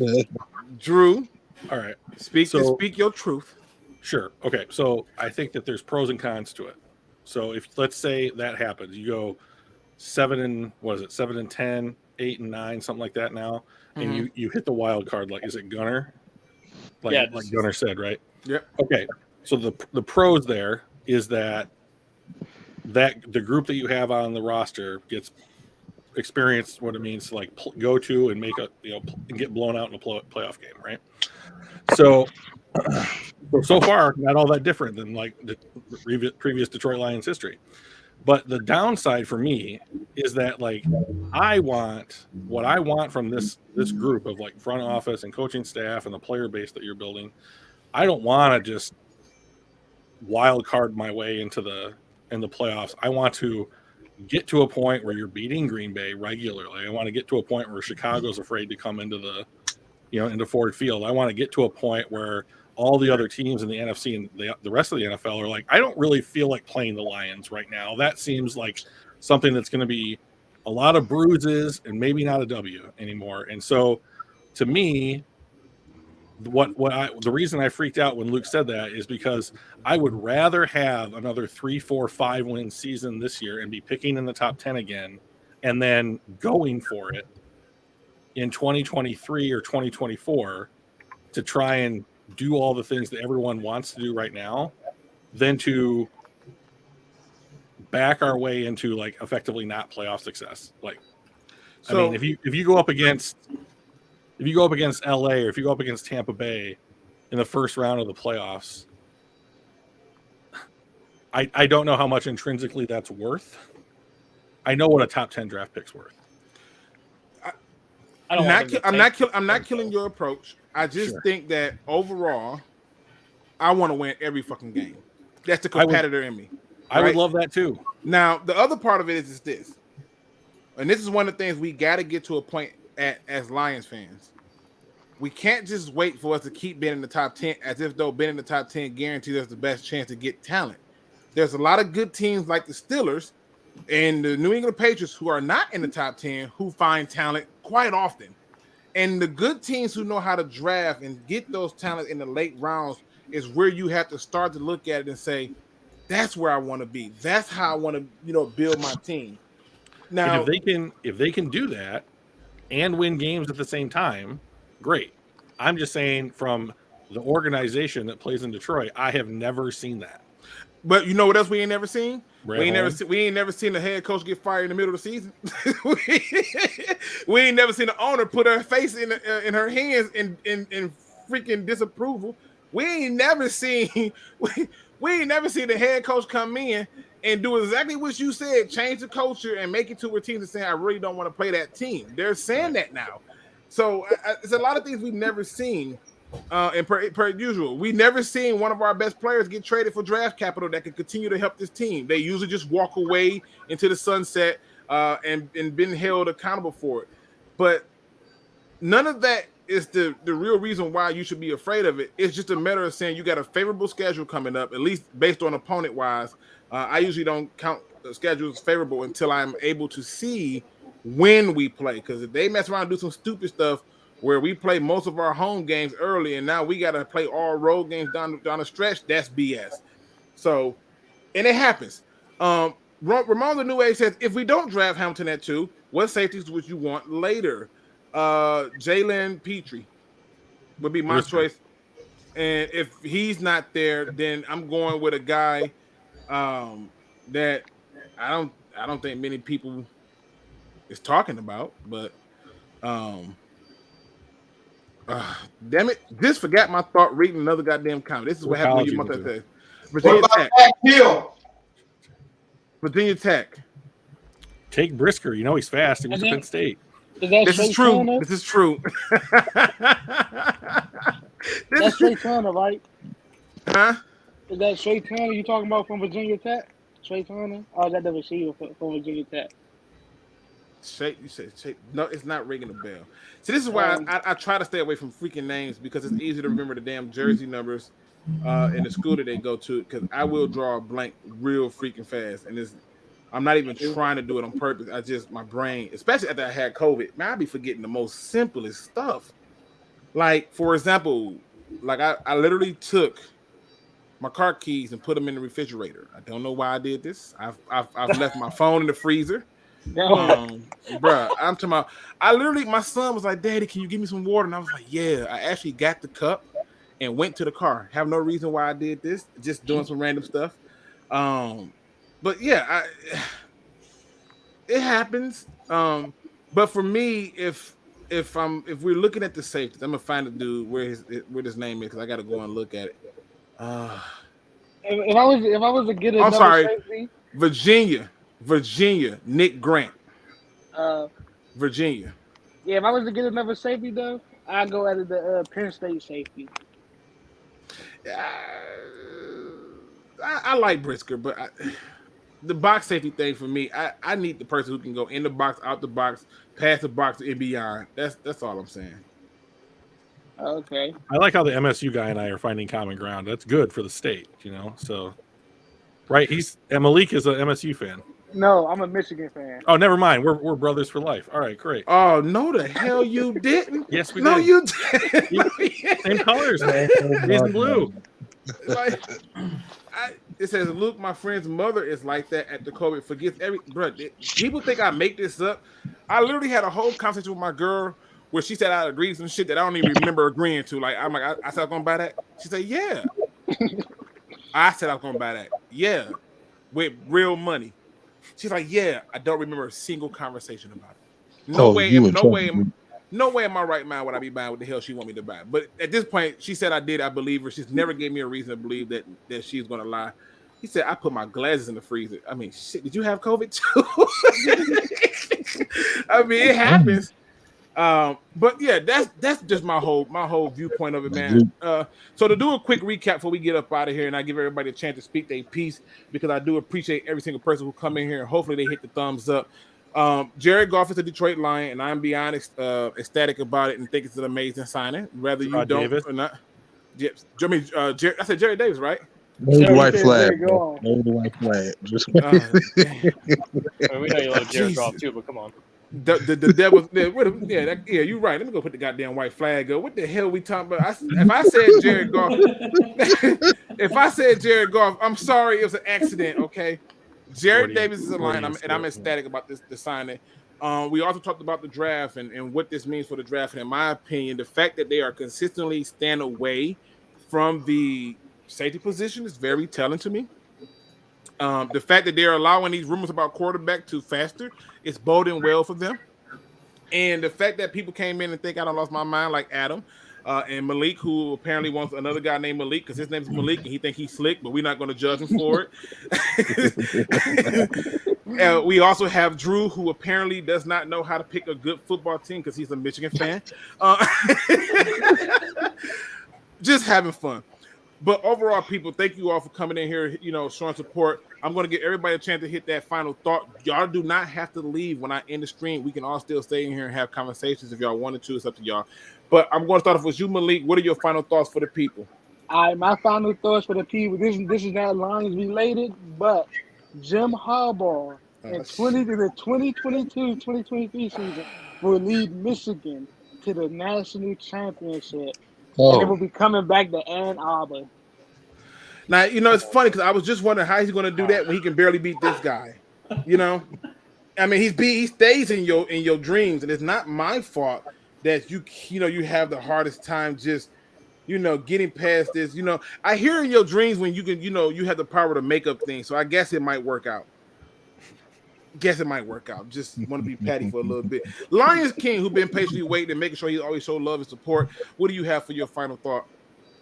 Well, I'm just looking forward to the draft like everybody are. And I just hope we hit, man. I'm tired of losing. I want to see us at least host a playoff game at Ford Field. If we can host a game there, then we can go to the Super Bowl. But we got to get past Green Bay. Yeah, I think Green Bay just got easier. We're not gonna go on the road on a wild card, man, and go anywhere like that. Not with golf. I don't think so. I ain't mad at you. We will go the Ghost Gunner. What do you have for your final thoughts, sir? I got no ball to cling today, unfortunately. Definitely not. You ain't sabotaging nobody around here trying to put them in a sunken place. We're not having them problems. Yeah, better watch out for next time, though. I'll try to remember then. Even if I just grab an empty bowl, I'm gonna make sure you hear it. I hear that. Give the people your good words of wisdom without you trying to brainwash them into it. Yeah, don't need to overreact to JD, man. JD's our guy, homegrown, bring him back, but don't act like we giving him some Jamie Collins contract, 3 years, $30 million or nothing, man. He come in here and approve a deal. It's just reel it back a little bit. They're doing things the right way. Just sit back and enjoy the process. I have never seen so many Go Blues in my damn life. Go Bucks. Go Bucks. Go Bucks. I mean, you just disgust me. Luke, you might as well join the dark side. The dark side, that's the problem with the dark side. They never win like they're supposed to. They always find themselves on the wrong side of the damn force. I got to stay on the good side of the force. Through the first two movies, they're always good. That's a good point. That's a fair point. Going on to my man, Nomis J, who always comes in the building. Nomis, what do you have for your final thought? Hey, like I said, it's a solid move today for bringing back JD. Real blue chip move. I like it for the most part. It's interesting to see what's going to happen with him now moving forward. Y'all know me, man. It's Friday. I hope everybody enjoy their weekend. Be fruitful, be healthy. Especially you, Luke, who I'm gonna keep in my dire prayers after what you just stated. You need to get a notepad, fam. Y'all just be cool. We gonna enjoy waiting for the draft to come, and blessings to everybody in the chat and on the panel. Support, man. You know what? Y'all Michigan fans getting disrespectful. What the hell? Listen, I just want y'all to watch this. Look at the disrespect. Just burning up the whole chat with this stuff, man. Look at this. Look at this. Go blue. Shake and bake, baby. If you ain't first, you last. Shake and bake. Look at this. I mean, this how y'all feel? This is how y'all feel? This is now the Michigan podcast. Oh Lord! Oh my God! Detroit kid been here the whole time, ain't saying nothing. Yo, you gonna disrespect the brand? Go blue! You disgusting. Georgia was a better team. Why would you show them that they can't handle this kind of stuff? Georgia played great. What do you mean? When we was while we were playing in the playoff game, where was y'all playing at? You know what's funny? Okay. While y'all was playing in the playoff game and getting y'all buzz beat black and blue, we were at home, true indeed. However, what we didn't do is get embarrassed in the playoff game. 11 points. I don't know how you do it, but try to break that up. How that went? Field goal, extra 2 points. I mean, how'd y'all get these points? What happened? On the 8+3. There we go. Way to go. Way to chalk it up. That's how you get a win. Oh, wait, you lost? Again, back in your nightmares. Thank you for that beautiful move, William. The disrespect. I mean, they still loading up with this stuff. Go blue. What is wrong with y'all? My boy. I mean, they are up in here. It's like Michigan fans, bro. They are in here. What is going on? We live in the state. You know what? I ain't even mad at you. All right, let's go down to my one of my new favorite people who's doing this thing. And again, I want y'all, make sure you give them the plug on what you're doing in your podcast. Let them know what they can expect over there. Y'all check it out. You like it, you stay with it. You don't, you don't. But still show some love. My man Drew, talk to him. Give him the plug and let him know. What's your final thoughts? Well, final thought on the Michigan Wolverines. No, just kidding. Is the Detroit Lions would be. It's just for me personally. It just feels like so long since I had a player that was like my Lion. Like with the Tigers, you have like who's your Tiger, the one player that just like you always pull for. I just haven't had that in so long, and I just am hoping that this is the draft class that we draft that guy. But anyways, the podcast is Mediocre Conversations with Tom and Drew. And I like that Luke used the Star Wars reference because that's mainly what the podcast is about. So if you'd like to hear a conversation just between two friends about a whole bunch of different topics on Star Wars, head over to Spotify, search Mediocre Conversations. We'd love to hear from you. So I was listening to y'all talk about the Obi-Wan Kenobi thing coming up, right? Yeah. And I'm in here going like, yep. Lock me here. I'm so because I get yelled at because they like, how can you be a Star Wars fan and you also like Star Trek? We should talk off stream. I love Star Trek, man. Yeah. In fact, I like the original Star Trek and Next Generation. Deep Space Nine is forgettable. Careful, that's my favorite. So I never watched the episode or movie of Star Trek a day in my life. You should try it. Yeah, because I'm a Star Wars fan, you know. You can be both. That's cool. I will get this question to you before I go into the next final thought. Ramona Newell says, "How you feel about Boba Fett?" First of all, I was happy. For me, I was happy to see that we got to see all the stuff that I did not know what happened. All we know is his ass got ate, and they picked up right where they left off. So that was awesome. I'm gonna leave some of the other details out because I will spoil stuff for people, and I don't want to be that guy. Drew, how do you feel about Boba Fett? Well, I love the show, and to answer Ramon's question here, and toward you, we did have a bunch of Boba Fett lore in the old canon before Disney bought Star Wars, and so what we saw on the show was the reimagined new canon for his story. So I thought it was a really good one. I loved it. I'm looking forward to I hope they do another season. Yeah, now I'm not gonna lie. I was too broke to keep up with Star Wars. The way I actually saw, then we didn't grow up with money. The way I saw Star Wars, and this is no joke. I had a friend who dad used to bootleg movies, and he had the bootleg version, and that's how I first saw Star Wars. I just thought it was the best thing ever. Richard Law comes in here and says Star Wars is superior. We're not going to start this debate. I'm gonna pick it another time. Obviously, obviously I want to go to my other final thought with my other co-host who always comes in and always throws a good alley-oop. I took it and dunked it. Thank you for that, sir. That was beautiful. My man William Burks, what do you have for your final thought?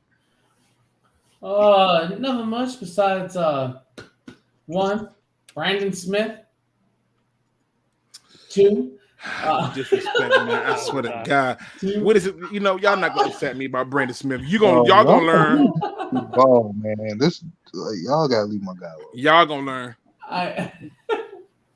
I just out of all the players in the draft, that's the one I'm going to give Luke the most hard time about. But I'm also going to be watching a metric load of MSU tape as Western starts its breakdown of them this week. So the warpath is coming for you, Luke. I believe it. I believe it. That fan man says, what current Lion will be the coolest extra in Star Trek episode besides Jamal Williams? Penny Sewell. I can see him dressed as a Cleon. Oh, a big ass Cleon. Oh my God. Like bodyguarding it. I can see that all day. If Penny Sewell was like a Wookiee, that would be pretty cool. Now that would be another one. Or if you took Taylor Decker as the Wookiee, because I think he's a little bit taller. So Taylor Decker remind me of a fat Luke Skywalker. I swear. Oh my God! Just make Dan Campbell a villain. He's like 6'8" or something. Absolutely, Ricky Bobby. Make Dan Campbell Darth Vader. My man Sports Game says Luke's still going. No one does it as good as this man. Appreciate it. I'm still pushing through. We finna get up out here though. Earl Jackson says, what year you say our Detroit Lions win the Super Bowl with Brad Holmes and Dan Campbell? Ooh, 2027. 2027 is what you giving them? Yeah. You know what? F it. You know what? I'm a believer. You know. We're going to win a Super Bowl next year. Stop. Next year. That's right. Yeah, that's right. Clip it, snip it, count it. Roll it. What he's having. I got the Super Bowl. I got the Super Bowl this year. This year? Oh no! I'm not that. See, I thought I was bold, but I'll give you my I can give an answer. I can give an answer, but I need like 5 beers. Oh my God. Listen, thank everybody for joining me. Everybody who hit the like button, who came in, subscribed, the replay gang, everybody who came in, my guest Drew, Ghost Gunner, William Burks, Adam, Normus J, Malik, Lions King, everybody who jumped in here. Thank you so much. And all the people who came in and showed love and support. Thank you so much. You know I can't never end the show unless I do it on a positive note. And today's positive quote comes from, ironically, Instagram. In the clip, it says, I heard some great advice. I've never seen a tree grow. Think about it. I've never seen a tree grow. I do notice when it blossoms. In other words, when you find yourself trying to do something different, when you're trying to be outside the norm or you're trying to make yourself better, often people are watching you. And like a tree or a pot of water, it would never boil because they're too busy focusing on you. Instead of telling everybody what your moves are going to be, simply do it in silence. And when you blossom, they will see you either way it go. You may start off small, but as you grow, people will know. Do not put yourself in the box to just accept the ideas of other people, because the more they're watching you, they're trying to understand what makes you tick, what makes you go, and what makes you great. Give them no pleasure in knowing you. Tell them to continue to watch. But when you blossom, like it is, and most times it will be in the blink of an eye, and all they can do is sit back and simply say, when did this happen? And you can simply respond, while you was on the sidelines, I was playing the game. And with that being said, ladies and gentlemen, please make sure you hit that like, subscribe button, go and support my man Drew, which is on what channel one more time, Drew? Give him to him one more time for the podcast. We're on Spotify, and that is Mediocre Conversations with Tom and Drew, because they're not above average. So, and as always, ladies and gentlemen, don't be no chump. Please do your research. We are out. I will see you on Monday. No.